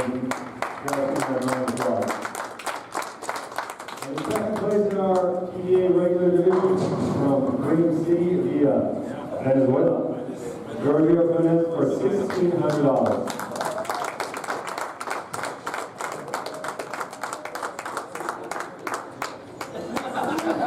There's no taxes taken out. And our champion, this is his third career regional title, second this year, taking a commanding points lead, and is our leader in Player of the Year race for $2,500 from Troutdale, Oregon, Christopher Saholsky.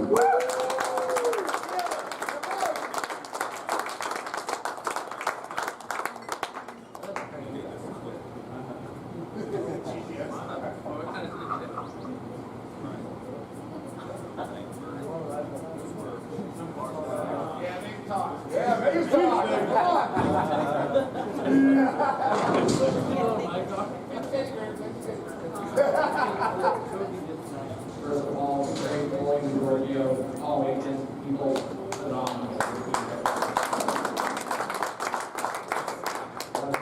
Josh, the Westies for having us.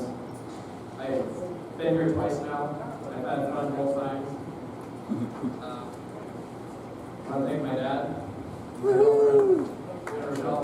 Supporting me all the way through.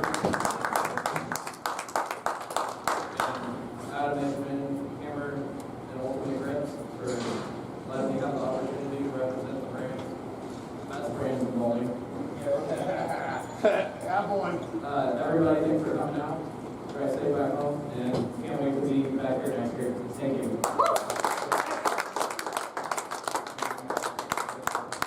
All right, that wraps up this year's event. The first time we've been back here in West Keys in about 7 years. It was a great event. Dropping the staff did an unbelievable job, walking in the back, and the team was up for all of it. So thank you to them. Our next event is in 3 weeks in Lehigh, Utah. We'll share with them.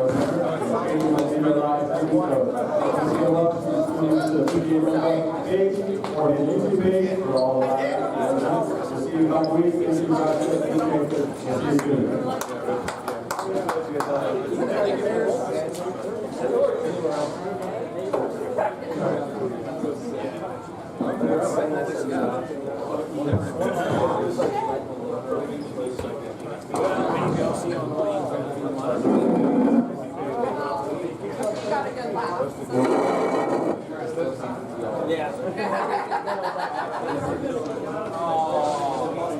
Good timing if it happens.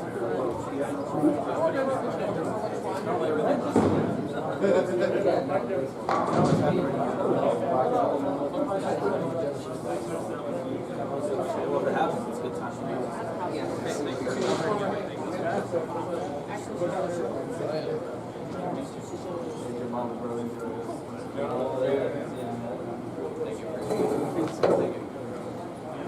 Josh, who are you trying to send that to? My mom and my brother. I said to him, I was like, if I work anywhere else, I'm fired. Say Josh. Hey, drip safe, so we have to. Alrighty. Yep. Glad you guys all have a good sense of humor. I was like, Funny, but what? At first, I thought you just said that.